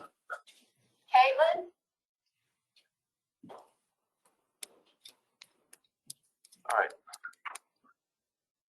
I think we need to get the question in. We're going to temporarily, we're going to temporarily displace this till we get them back on the line, okay? Okay, Debbie. Excuse me. All right, temporary displacement. I'm moving over to Sharon for Fpic detail. Just went over those, so we're going to put that one on hold. Okay. So we're ready to move to the consent agenda, I believe. All right. Let's go to the consent agenda. Without objection, we will remove Cleveland County from the consent agenda and vote on it separately as requested. All right. Treasurer, I have a correction for the first item for Franklin County. The amount needs to be changed from $4,437,000 to $4,550,000. That was an oversight. Which one was that? Mr. Chairman? First item for Franklin County for the water meters. Okay. All right. Do I hear a motion to accept staff's recommendation on the consent agenda without Cleveland County? I moved, Nancy Hoffman. You have no connection with Cleveland County? All right. Second was who? Mr. Philbeck? Yeah, I'll second that if nobody did. All right, thank you. Motion is second. Any further discussion? Hearing none, the clerk will call the roll. Consent agenda is the listing of Wake County through the town of Spencer, but not Cleveland County. And that's Hoffman, Philbeck. Auditor Wood. Aye. Thank you. Secretary Marshall. Aye. Ms. Jacobs. Aye. Thank you. Mr. Butler. Ms. Harvey. Aye. Treasurer Falwell. Aye. Thank you. Before we vote on, before we entertain a motion to discuss Cleveland County, as I'd like to do, in your agenda items, I asked for this many years ago, and there's a listing of the unfunded healthcare pension liabilities associated with these applicants that are before us. I was shocked that Dare County has a $177 million unfunded healthcare liability. Wake County only has $540 million. I hope that's a good number. It just seems so out of line with me for Dare County. But you have that list in front of you. You hear me talk about this often about the unfunded liabilities. And for example, Wake County is $500 million of unfunded healthcare liability, and they 125 million on the unfunded pension liability. So just want to draw that to your attention. I know that many of you speak from time to time about your responsibilities on the LGC, and just think it's nice for you to have this number if you go into some of these communities and talk about these subjects because they're real. So let's let me understand these. The OPEB is healthcare. Correct. Next one, LGER, that's the retirement unfunded liability. That's correct. The third column is the law enforcement unfunded liability. Right. Yes. And not that it matters for today's business, but for example, if Winston-Salem or Charlotte were on here, you would see an unfunded liability, for example, in Winston-Salem of 86 million, but you would see assets of 72 million to pay for that liability. But Dare County has, you can see, they actually have $2 million now going toward their 177 million liability. Jesus. So, has anybody ever talked to them about this, or call a member of the General Assembly, or call up the mayor or the county commissioner or the chairman? Yes, and yes.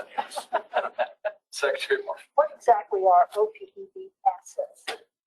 This is where, like the city of Charlotte, the city of Winston-Salem, or Dare County have taken money out of they've allocated money out of their annual budget put into investments or the STIF upstairs or capital management trust to invest in things so that when these liabilities come due, they have the reserves.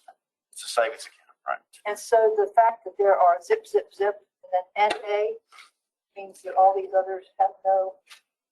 Murfreesboro and North Topsail Beach, evidently at no point as a governmental body offered Local government retirement for their people. But, well, I'm talking about healthcare. Healthcare, they offer no healthcare. They offer no post-retirement healthcare, never did, ever. And some of these that have unfunded liabilities have dealt with it. It's now a closed program. Right. But because people live so long, and because you can't change that promise to people that are already on staff or invested, then that liability because of what healthcare growth does, continues to grow, but they've dealt with it. They just haven't funded it. Because I know Wade has dealt with it. Is that what the dash means? They actually closed the program, so no new employees can get health care. That's not what the dash means.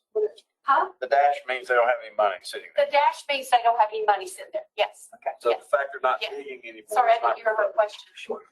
Huh? Their pay go. The fact that they're not digging any deeper is not reflected on it.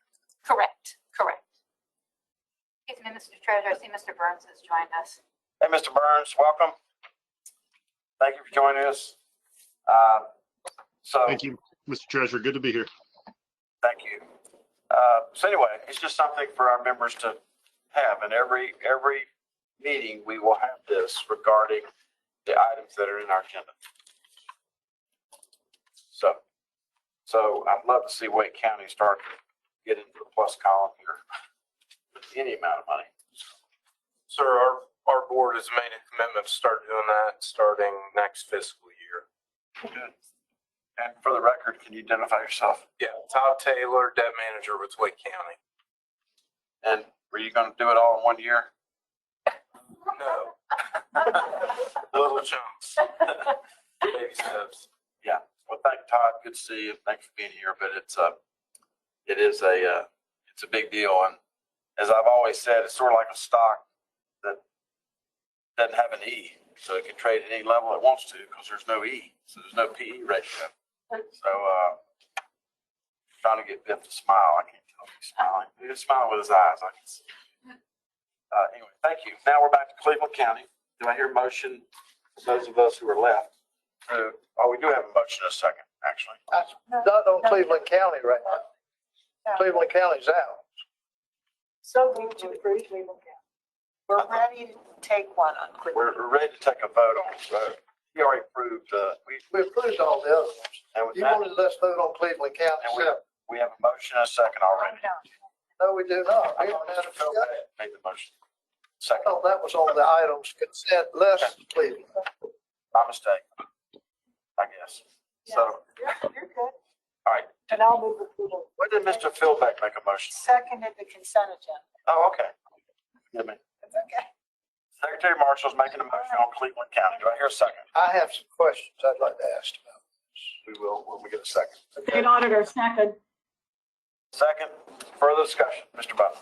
All right, is this for an industrial shell building? Who knows?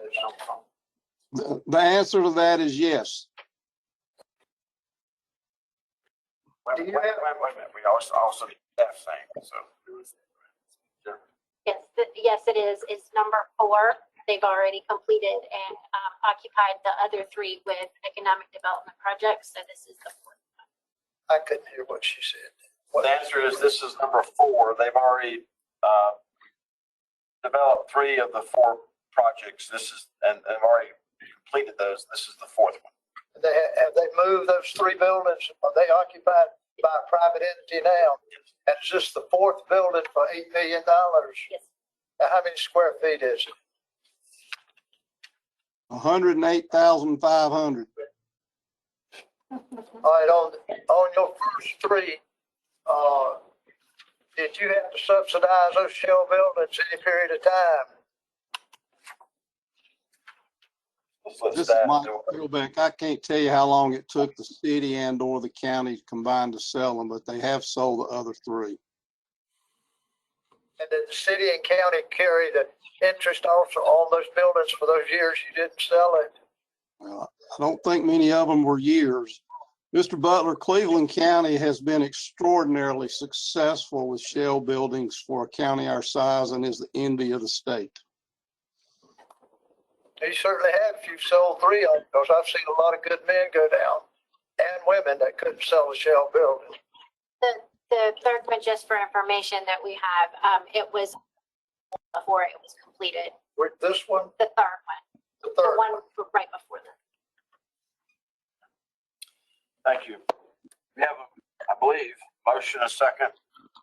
Any further discussion? Hearing none, clerk, call the roll. Cleveland County was Marshall Wood. Ms. Jacobs? Aye. Thank you. Mr. Burns, Aye. Mr. Butler, Ms. Harvey is recusing. Ms. Hoffman, Aye. don't look like it. Ms. Harvey, I just verify that, correct. You're recusing yourself. That's correct. Thank you. Okay, just check. Mr. Philbeck, Aye. Treasurer Follow. Aye. Thank you. Did the folks from North Topsail Beach rejoin us?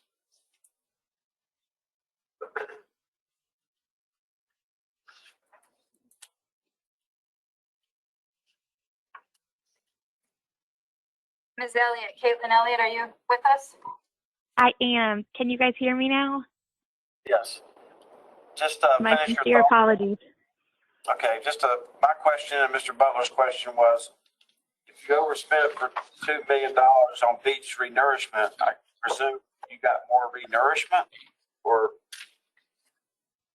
Yes, sir, that's correct. That money went towards our dune restoration project. Okay, and Mr. Butler asked about number of feet. How much did you put sand on? I don't have that number in front of me. I know our town manager is with me as well. We did, it was a large project for several, and it went through several different environmental windows, 2 environmental windows. I think it was over 200,000 cubic yards of sand. Ms. Darian, are you there? Can you confirm that? But you don't know how much shoreline you put sand on. Yes, that is correct. And it was referenced in cubic yards as opposed to feet. She said, she just said cubic yards is washed up. Assessment was done in terms of cubic yards, not feet. She still doesn't know the. Okay, any further discussion about North Topsail? Thank y'all for getting back on the call. Do I hear, No motion yet. sorry, do I hear a motion to take staff's recommendation to approve North Topsail Beach? Nate Underwood, so moved. Second? John Burns, I'll second. Thank you, Mr. Burns. Any further discussion? Hearing none, clerk will call the roll. North Topsail, Wood, and Burns, Secretary Marshall. Aye. Jacobs. Aye. Mr. Butler. No. Ms. Harvey. Aye. Thank you. Ms. Hoffman. Aye. Mr. Philbeck.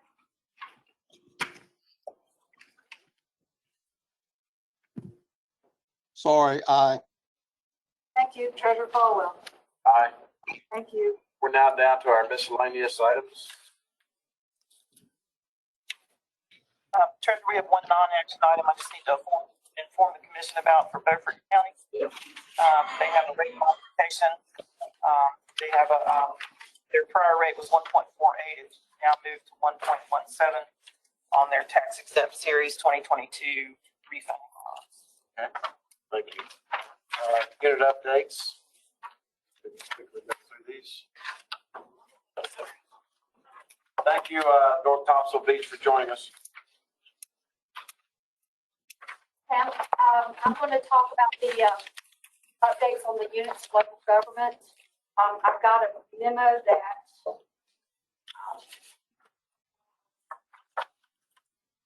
is dated February 1, 2022. These are the initial units are the 8 that we are currently managing under Statutory Authority 181C.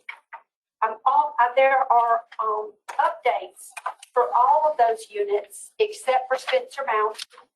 We don't provide an update for Spencer Mount because there is no current financial activity. The only unit that I'm going to speak specifically about is Robertsonville because there's a vote needed there for some amendments. The other units all have summaries of actions that tell you progress that we're making towards our fiscal accountability agreement with those units. That for these are exit strategies that as we manage them, we're working towards what we need to do to get to return these units to local governance. And those goal summaries are at the bottom of each town's monthly summary, as well as our progress that we made each month for those summaries, towards those goals. I will tell you that Cliffside Sanitary District, which is several pages back, that summary looks as if there is LGC action needed this month. We actually tabled that for the March meeting. So the only one that has activity that needs your vote this month is the town of Robertsonville. And there are two budget amendments for the town of Robertsonville in this packet. It's one page is labeled 3 of 4, and it is a amendment for the electric fund, town's electric fund. They relocated a power line, and DOT reimbursed them for that work, and they need to budget to pay that vendor with the DOT's money. And then the next one on page 4 of 4 is in the water fund. The town had a fire hydrant that was hit by a citizen, and an insurance company reimbursed for that. And there's an expenditure related to that that is in the water and sewer fund to repair the hydrant. And those are the only two items that I need the LGC to vote on related to the units that we are managing this month. Where was the fire hydrant? Huh? Where was the fire hydrant? Well, in Robertsonville. I'll stay out of Robinsonville. I don't want anybody to hit it on a motorcycle. We jump them, we don't hit them. That's exactly. So we're ready to vote on the 2 action items. It's a high price fire hydrant for Robinsonville, $6,800. All right, do I hear a motion? Move approval of the 2 items for Robinsonville. Okay. Second.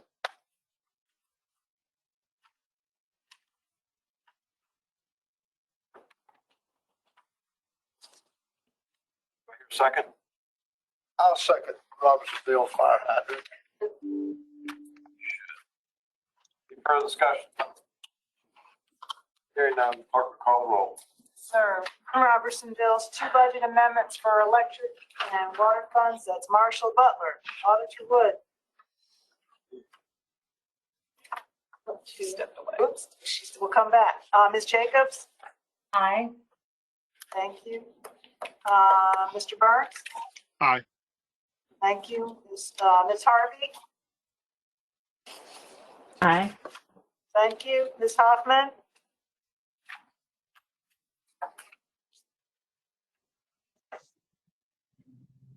Ms. Hoffman, come back.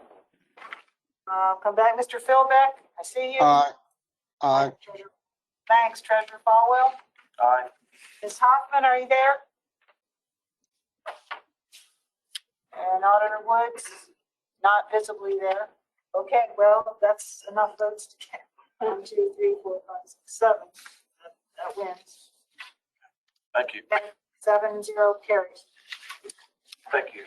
All right, so continuing on, I've got units that we are not managing that have fiscal accountability agreements with us. You have some information about the town of Scotland Neck and that most recent update. And then also we have the information that we provided for those units that have limited fiscal accountability agreements. And this month we had a large deadline for most of them, or have to provide us with a 6-month budget to actual report. As of yesterday, we had gotten 62. Of the 62 that were due, we had gotten 41 of the monthly budget to actual reports. And staff are currently reviewing these and getting back to these communities with input and concerns. We've completed 34 of those.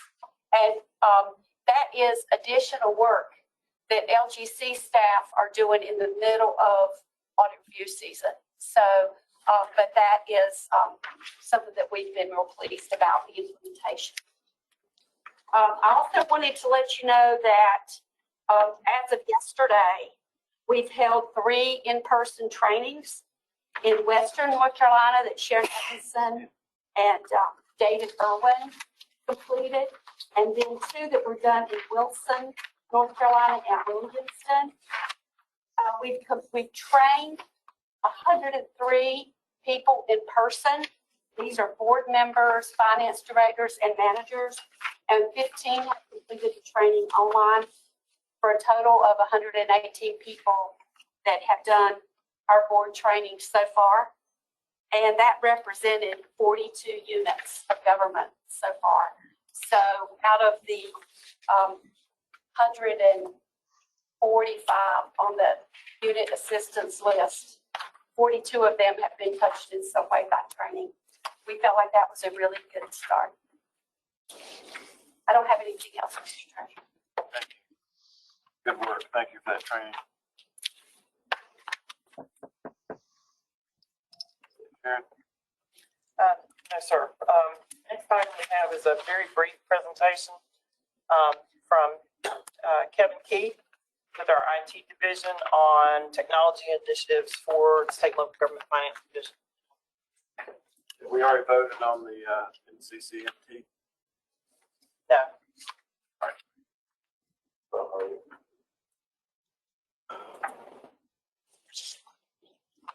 And commission members, we didn't share these slides with you, but we are sharing some slides online here that Kevin will speak to.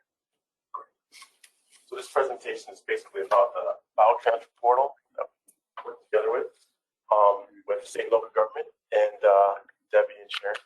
And it helps us to aggregate and collect a lot of the audits and invoices that come into the department. It's a new platform developed in conjunction with IT and, of course, SOG. And it helps get contracts, audits, reports, and other documents to the staff. Look at some of the goals. It's to improve the customer experience. That's number one, right? We want to get audits in accurately and also reduce administrative burden. The interesting part is that LGC deals with a lot of people all the time. So one of the things developing the system we talked about was reducing the paper, the amount of time to get those audits sorted and categorized. We also want to standardize information provided with file submissions because a lot of information that comes in, it's a lot of technical data points. So we want to minimize that and make it a lot separate from information. And finally, we want to dynamically organize and store submitted files. And that's something that underneath the system that we're doing automatically. You'll see that in the next view. Okay. So the user interface. So this user interface is multiple forms on the website right now. And what we're doing is we're standardizing a lot of the data input that comes in. We're capturing a lot of information, a lot of data points that local state government used to have to go back and forth and actually ask for clarification about it. So all our 1,300 applicants would have a potential of using or requirement to use this interface? Yes, yes, all, not only for their audit contract, so under General Statute 15934, all 1,100 units have to submit their audit, not only their audit reports, but their contracts, their audit contracts, and their audit invoices, and there can be multiple invoices per unit. So we're talking thousands and thousands of files coming in each year.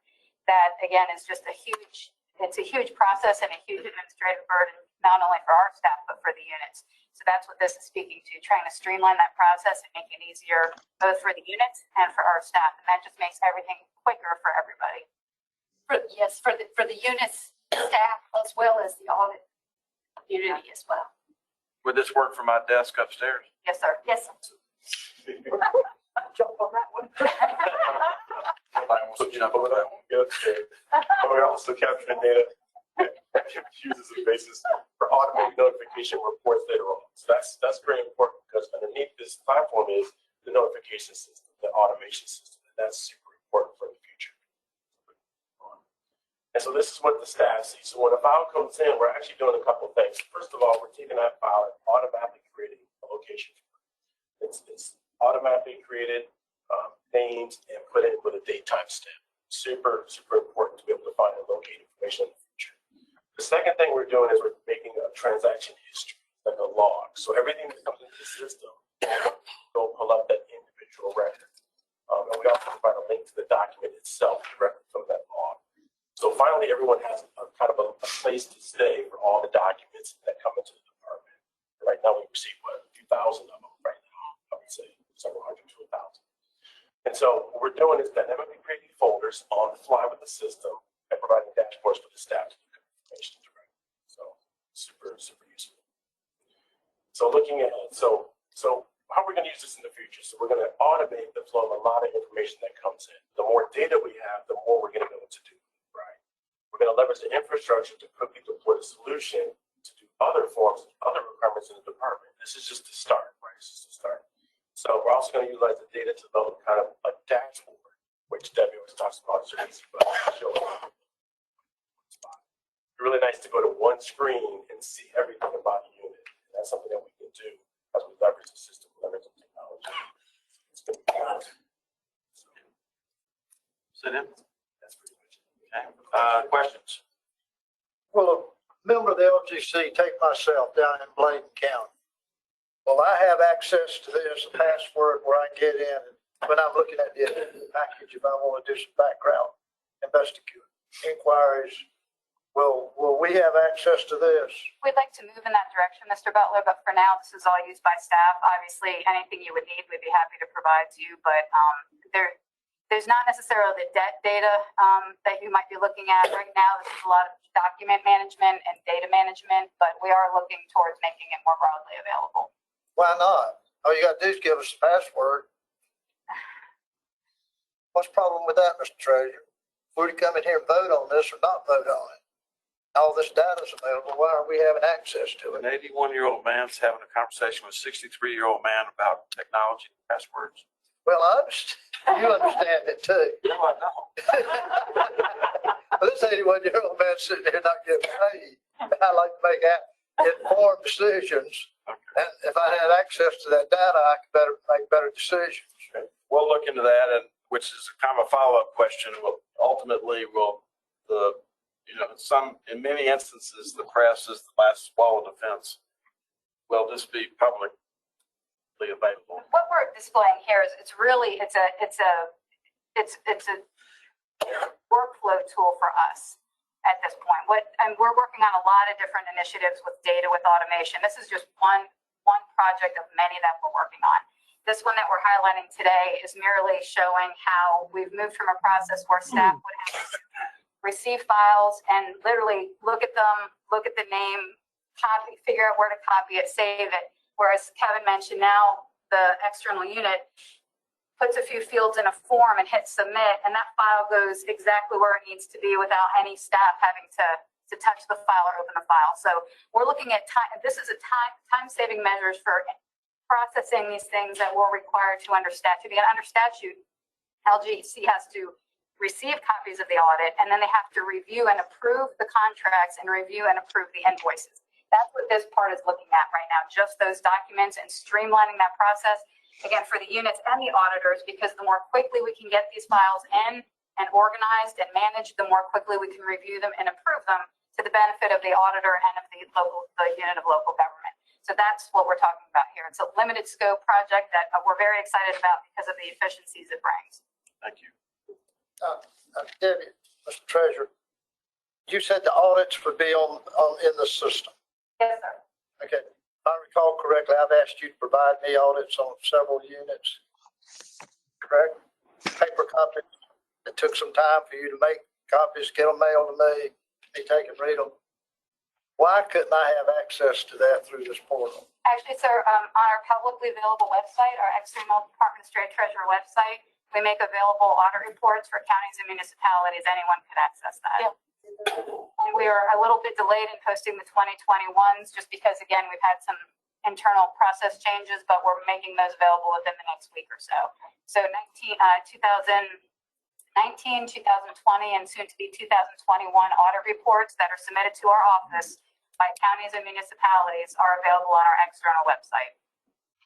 Yeah, the ones that are on this tool that Debbie and Kevin just showed you are they have just come in from that's the ones that come in from the auditor, and we may not have accepted them yet.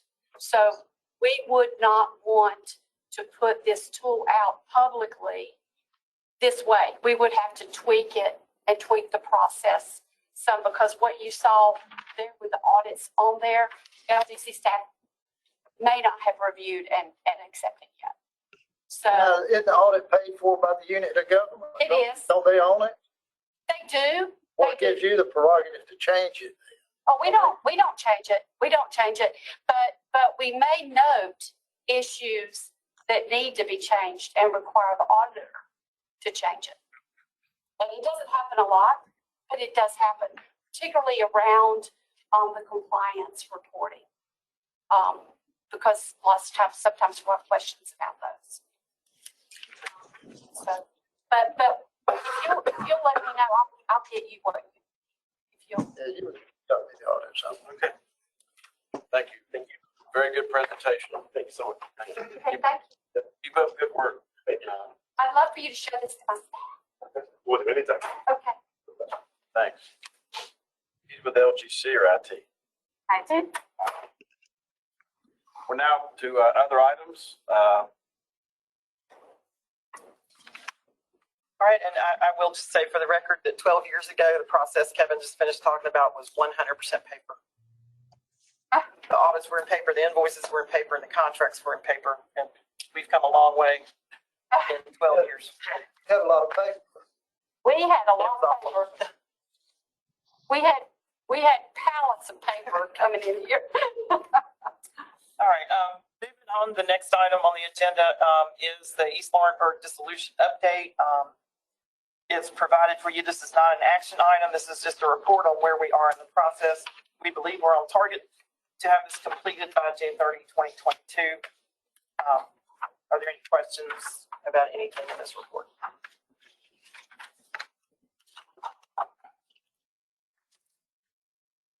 Next. All right, the next item is an action item. This is a resolution approving the extension of the current certification of the North Carolina Capital Management Trust. We first asked you to extend this back in June of 2021, and the commission granted an extension at that time from October of 2021 to March 1st of 2022. Since that time, we have spent some time evaluating what statutes require of us for a mutual fund for local governments for investment purposes. And we are asking for an additional extension to March 1st, 2023 for us to allow us to continue to determine whether or not we should recommend an additional 5-year certification or issue an RFP for certification of an additional fund or a replacement fund. And we have Jay Rivers, Lee Carter, and Michael Moran here. Anybody has any questions? You guys want to come up and have a seat just in case? Yeah, join the party. Thank you for joining us. Just a couple of quick things. We're not scared of RFPs in this building, at any part of our building. And I'm not sure that North Carolina Capital Management Trust is scared of RFPs either. It's just that, as you can see by reading this one pager, that this relationship has been in existence since Harlan Bowles. So obviously, it hasn't gone out for RFPs since then. So Treasurer Bowles and Treasurer Moore, Treasurer Cowell, and I myself, we're committed to putting this book of business out for RFP next year. We have done surveys with the customers, which I guess mainly are cities and counties, correct? Sure. No, there's hundreds of other entities. I mean, but a lot of cities and counties. Yes, that's correct. And, you know, we're constantly trying to have them sharpen their pencil and have our finger on the pulse about, you know, how the level of comfort that our customers have with this product. And so I would say that this is the last year this will be extended. So we're just, it's time. And since we are trying to deputize other people in this building who may not have anything to do with LGC to help us with the RFP process regarding this contract, because as others here know, it's not a simple thing. State health plan has RFPs every 5 months, prescription drugs, Medicare Advantage, subrogation. So it's not it's a process that the investment management division does a lot, NC Cash does a lot, banking does a lot, state health plan does a lot, local government commission really is not in the business of doing this as far as issuing RFPs and scoring them and analyzing. So we're glad to have you here. So just tell us briefly how much money is currently in the North Carolina Capital Management Trust as it relates to the functions of this board. Around 12.5 billion is what's currently managed. There are about 850 clients. They're free to move the money to any area that our competitors request. The competitors are banks, brokerage firms from across the state. And that's essentially it. It's a local government investment pool that was created to be monitored carefully by the local government commission, by statute.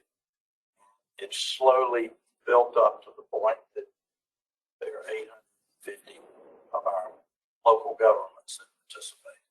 Nobody required. And how much do you charge to manage it? Well, that's an interesting question, because right now, 5.5 basis points is what's being charged. And the reason is the portfolio is made up of securities, and we buy those securities. And as interest rates have fallen towards zero, we have not been able to invest at higher levels. So our management fee right now around 5.5 basis points. Michael Morin with Fidelity, any comment from you? So that would be 1/20th of 1%. Yes, sir. All right, go ahead, Michael. Yes. And so the returns on the portfolio are highly correlated with the federal funds target rate, which is set by the Federal Reserve Bank, which has currently been at 0 to 1/4 of 1%. We are anticipating that will actually change at the March meeting. So we are very hopeful that interest rates will move up from the 0%. So as Jay had said, we have stated fees, and we are waiving part of those fees to make sure that investors have a positive rate of return. If it was not, they would actually incur a negative rate of return. So we are committed to waiving any and all fees that result in a positive 1 basis point return for investors. I think that deserves saying again, because that was one of the reasons that I brought to the board to have this extended for 1 more year. So this is something that you're doing that's not in the contract. That's right.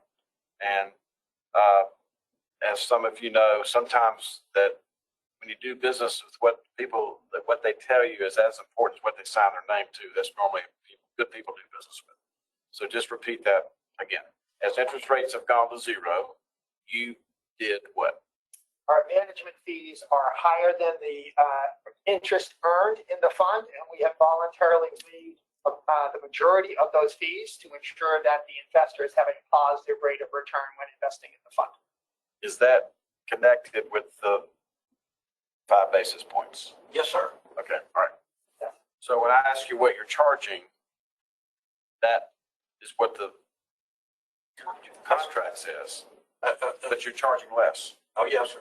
Okay, let's get that on the record. Okay. You can charge 1/20 of the 1%. We actually could charge 14 basis points. Right. And we are currently charging 5.5. So how does that relate to waiving? You're waiving your fee to him. We're waiving it. Yes, sir. Less revenue coming in, significantly less as a result of the decline in interest rates. The 850 clients are being charged 5 basis points. Well, a little over that. 5. Even though he's not charging you anything. That's correct. The right way to think about the partial fee waivers is the Right, difference that's what I'm between trying to those get two numbers, yes. Okay. So I think that's what you're trying to get to, yeah. The net that the investors are paying today is about 5.5 basis point. It obviously depends on exactly where the yield of the fund is on any given day. But the difference between the stated fees and them earning 1 basis point is the waived fees, and the net of that is what we're actually charging, which is about 5.5 basis point. Thank you. And I know the word divorce is not something that comes up in a meeting like this, but I have talked to a couple of clients who have left the McKeline Capital Management Trust, and you know how a person's treated when they leave a relationship says a lot about them.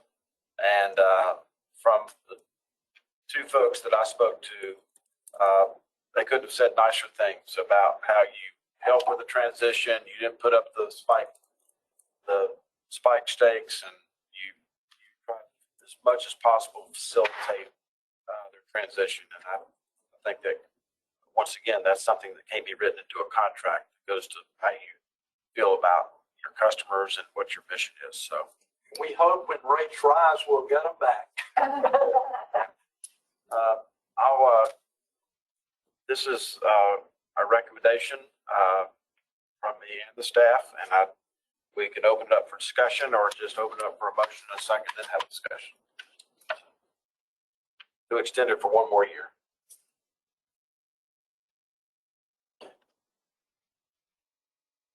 Do I hear a motion? Move approval. Okay. Do I hear a second? I'll second it, but I'm looking forward to the discussion. Okay. We have a motion second on the floor. Further discussion. Mr. Butler.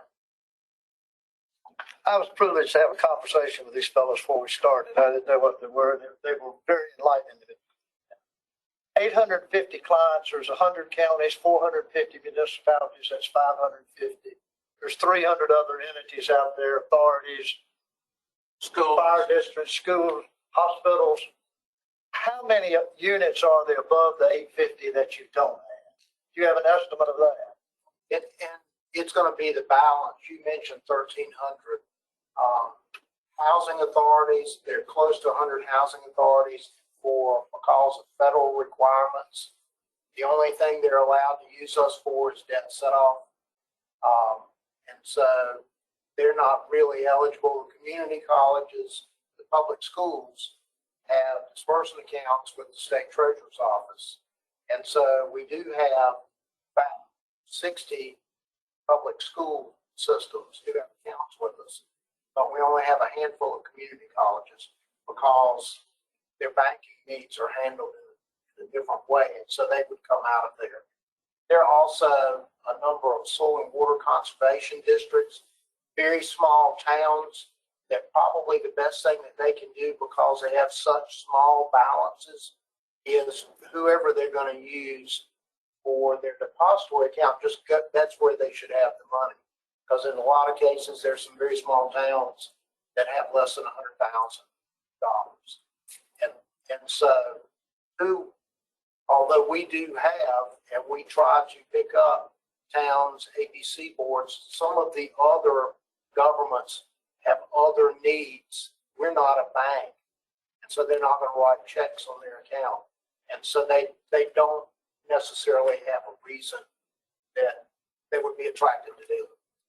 Now, when they earned, as I understood from what you told, basically you handle the fund balance, very conserved property tax money that has to be secured and no speculation. Now, when you earn interest on that, does it go back into the account or does the unit of government get a check? but the bulk of them have the money reinvested. Okay. At one point, more governments got checks, but the easiest way to get it is to reinvest the earnings. And just when you need the money, you've got an 800 number they can go to and go online. You have a portal. I can go in and look at all the units of government and see how much money they've got with you. You can't see that, but what you can see by going on the outside is the information about the fund itself, the returns. We're invested, this particular fund only invests in treasuries and agencies. All of that is on the outside. But you don't show how much money Baxter, North Carolina has. But that's all inside the trading system is behind the secure. We don't want just anybody to be able to get into that trading system. That'd be you, Paul. Smart enough to do that. Any other questions? Just two quick things. We obviously, when you're dealing with short-term investments like this that are conservative, there's a risk-reward trade-off, and there are people who are competitors to these individuals who may offer a higher crediting rate, but they don't really talk about the increased level of risk that they're taking with these monies. And this is something that North Carolina Capital Management Trust is very serious about. Secondly, when it comes to these small towns, and I'm sure the altar has an opinion about this, but any interest you can earn on these monies is important, but just having it at one place, so when the state auditor goes looking for it, she knows where to look, is also very highly important. So, thank you. We have a motion second on the floor. Any further discussion? Call the roll. Mr. Chairman, with your permission, I just wanted to clarify one small point.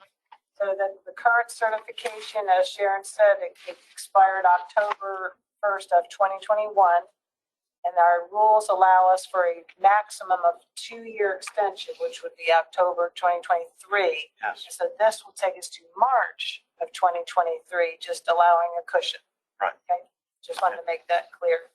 Okay. So that's Marshall, Butler, Auditor Wood.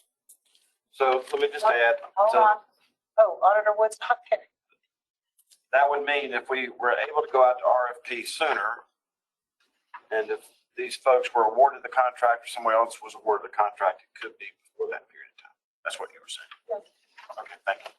There was a maximum of a 2-year extension. Okay. Thanks. I apologize. Yeah, or recertification. All right, so that, again, Marshall, but it looks like Auditor Wood is still absent.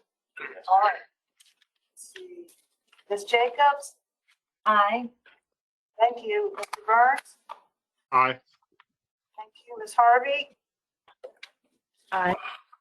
Thank you. Ms. Hoffman? Aye. Mr. Philbeck? Aye. And Treasurer Falwell? Aye. Thank you. Got one more item, Sharon? Actually, a couple more real quickly. Next item on the list. Motion approved. Thank you, Sharon. Sorry. Thank you, guys. Next item is a resolution modifying the criteria for evaluating a city for financial rehabilitation. This is an amendment to what we first brought you back in November and December regarding the Lgc evaluation of municipalities that fall under our new toolkit legislation. We are adding 2 criteria regarding water sewer.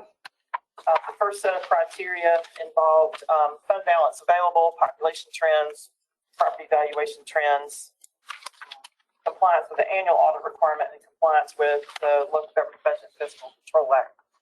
As I said, we're asking to add 2 criteria. The first one is to look at the 5-year trend in the water sewer fund quick ratio.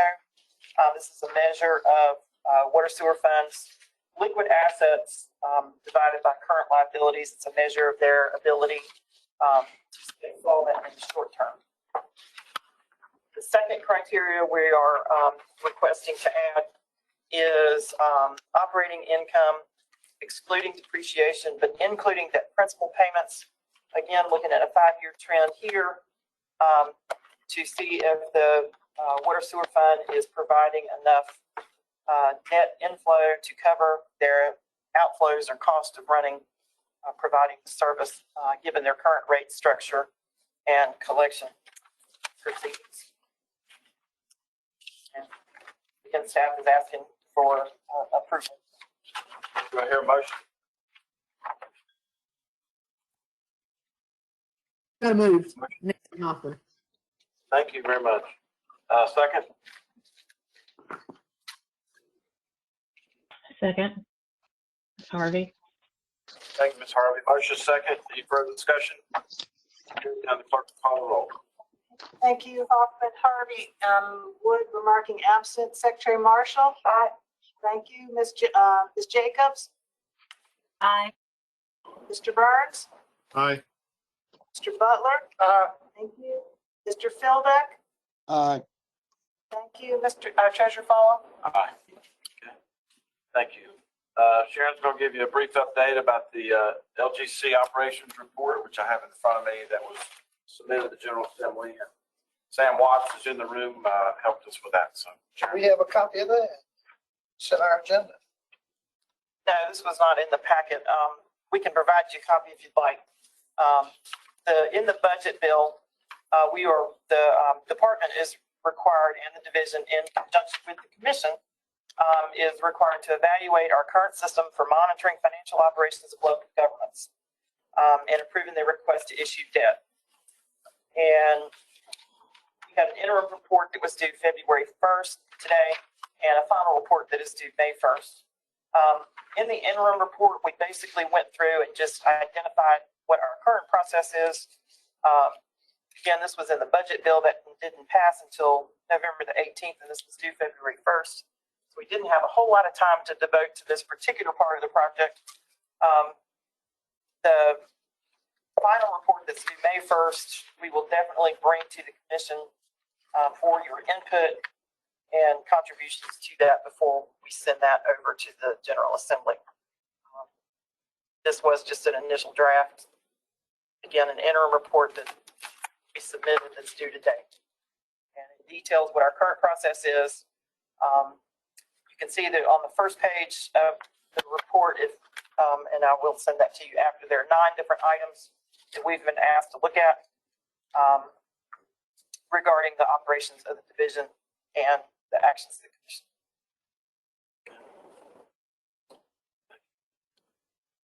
thank you for submitting that. Thank you, members. I have a few closing comments, but I'd like to go around to the board members to see if they have any closing comments.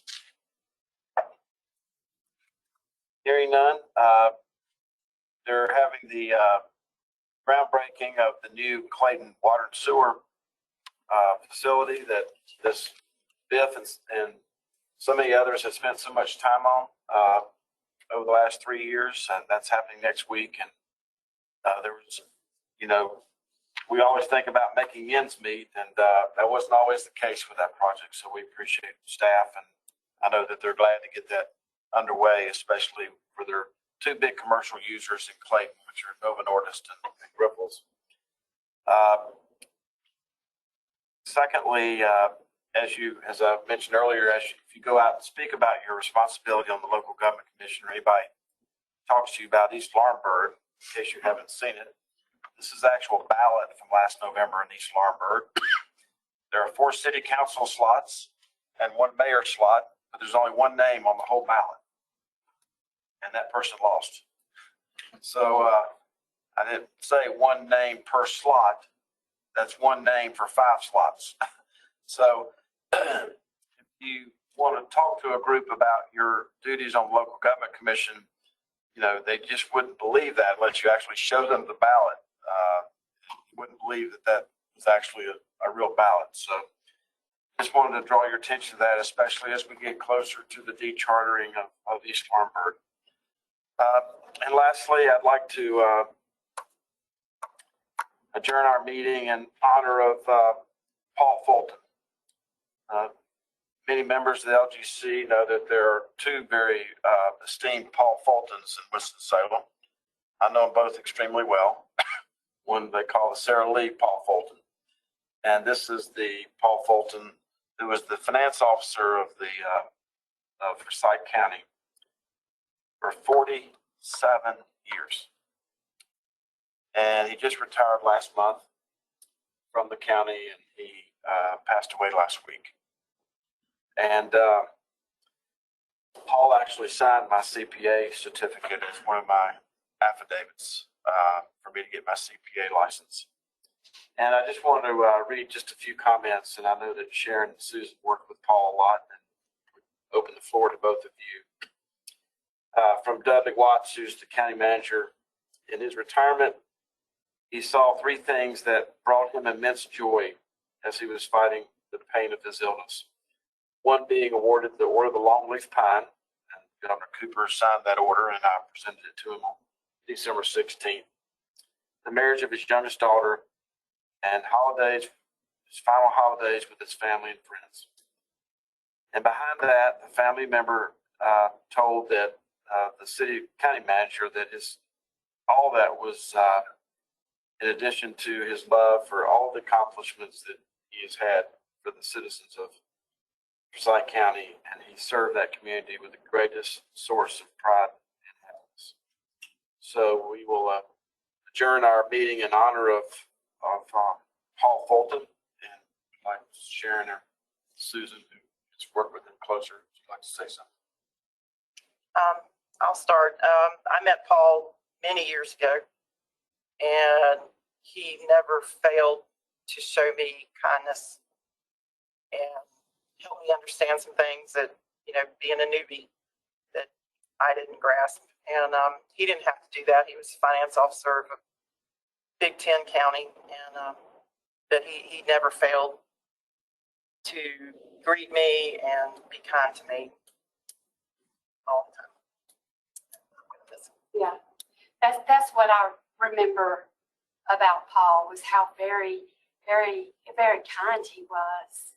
And when I met him, I was scared to death. I was the deputy finance officer in Wake County. And so I was going to the Big Ten meetings, and he was just very welcoming. And then when I moved into the finance director role, he was, I could always count on him for guidance. He was, I always knew what a family person he was, and how much he valued that balance. Just how much he cared for his wife. He was just a very kind person that left you feeling better when you went away. So I was very saddened to hear about his loss. As word of his death spread across the state, I'm just reminded of something I often say, is that we're all standing on the shoulders of someone. And there's a lot of people across the state, young and old, who are standing on the shoulders of Paul Fulton. And I don't know if you've ever stood on the shoulders of anybody physically, but it's not as easy as it looks. And I'm sure he had to save a few people from falling as he was trying to coach them into what it meant to be a public servant. And so with that, he sure made Graham Revere what he was as the county manager. He started out in the cog down in lived in White Lake. Graham moved through government, and he was thrilled to death to be the county manager in Forsyth County. I think Fulton was a big reason for his success. And we lost Graham Revere in the last year also. So, thank you. Yes. Sorry, hold it right. Members, I'm sorry, I just asked for this morning as I was, we were in the council state meeting, and the governor was kind enough to adjourn the council state in honor of Paul today. But I'd like to read a proclamation for your approval. Proclamation, whereas the local government finance community and broader level of government community lost a very valued member and leader on January 28th with the passing of Paul Fulton, long-serving Chief Financial Officer of Forsyth County. Whereas Paul served Forsyth County for more than 46 years, over 33 of those as the CFO, where he was an active and outspoken member of the local government finance community, both in North Carolina and at the national level, serving in both statewide and national organization leadership roles for years. He was a strong advocate for financially fit, physically strong local governments and led Forsyth County to be the first North Carolina county to achieve a AAA bond rating in 1996, which is the highest possible rating achievement the county has maintained ever since that time. He was honored by the state of North Carolina with membership in the Order of the Longleaf Pine Award by the governor to persons who have made significant contributions to state and their communities throughout their exemplary service and exceptional accomplishments. Whereas Paul was a friend and mentor to many in local government community, always showing kindness and willingness to help. Whereas Paul was much loved and respected by his family, friends, and colleagues. Whereas his true legacy lies in the profound effect he had on the countless men and women he mentored and worked with throughout his career. Now, therefore be it resolved that the North Carolina Local Government Commission, on behalf of its members, honors the memory of Paul Fulton, celebrates his legacy of advocacy for physically strong local government, and extends its sincere condolences to his beloved family, friends, and colleagues. Adopted on the first day of February 2022. Need to vote on that? I'll say move. Let's say by acclamation. By acclamation, I would like for this to be approved. Here, here. Here. Here, here. With that, thank you. I'll entertain a motion to adjourn. So moved. Okay. Second? Motion second being made in adjourning in honor of Paul Fulton. All those in favor say aye. Aye. That's all right. All opposed say Aye. the ayes have it. Thank you. We're adjourned. Turner.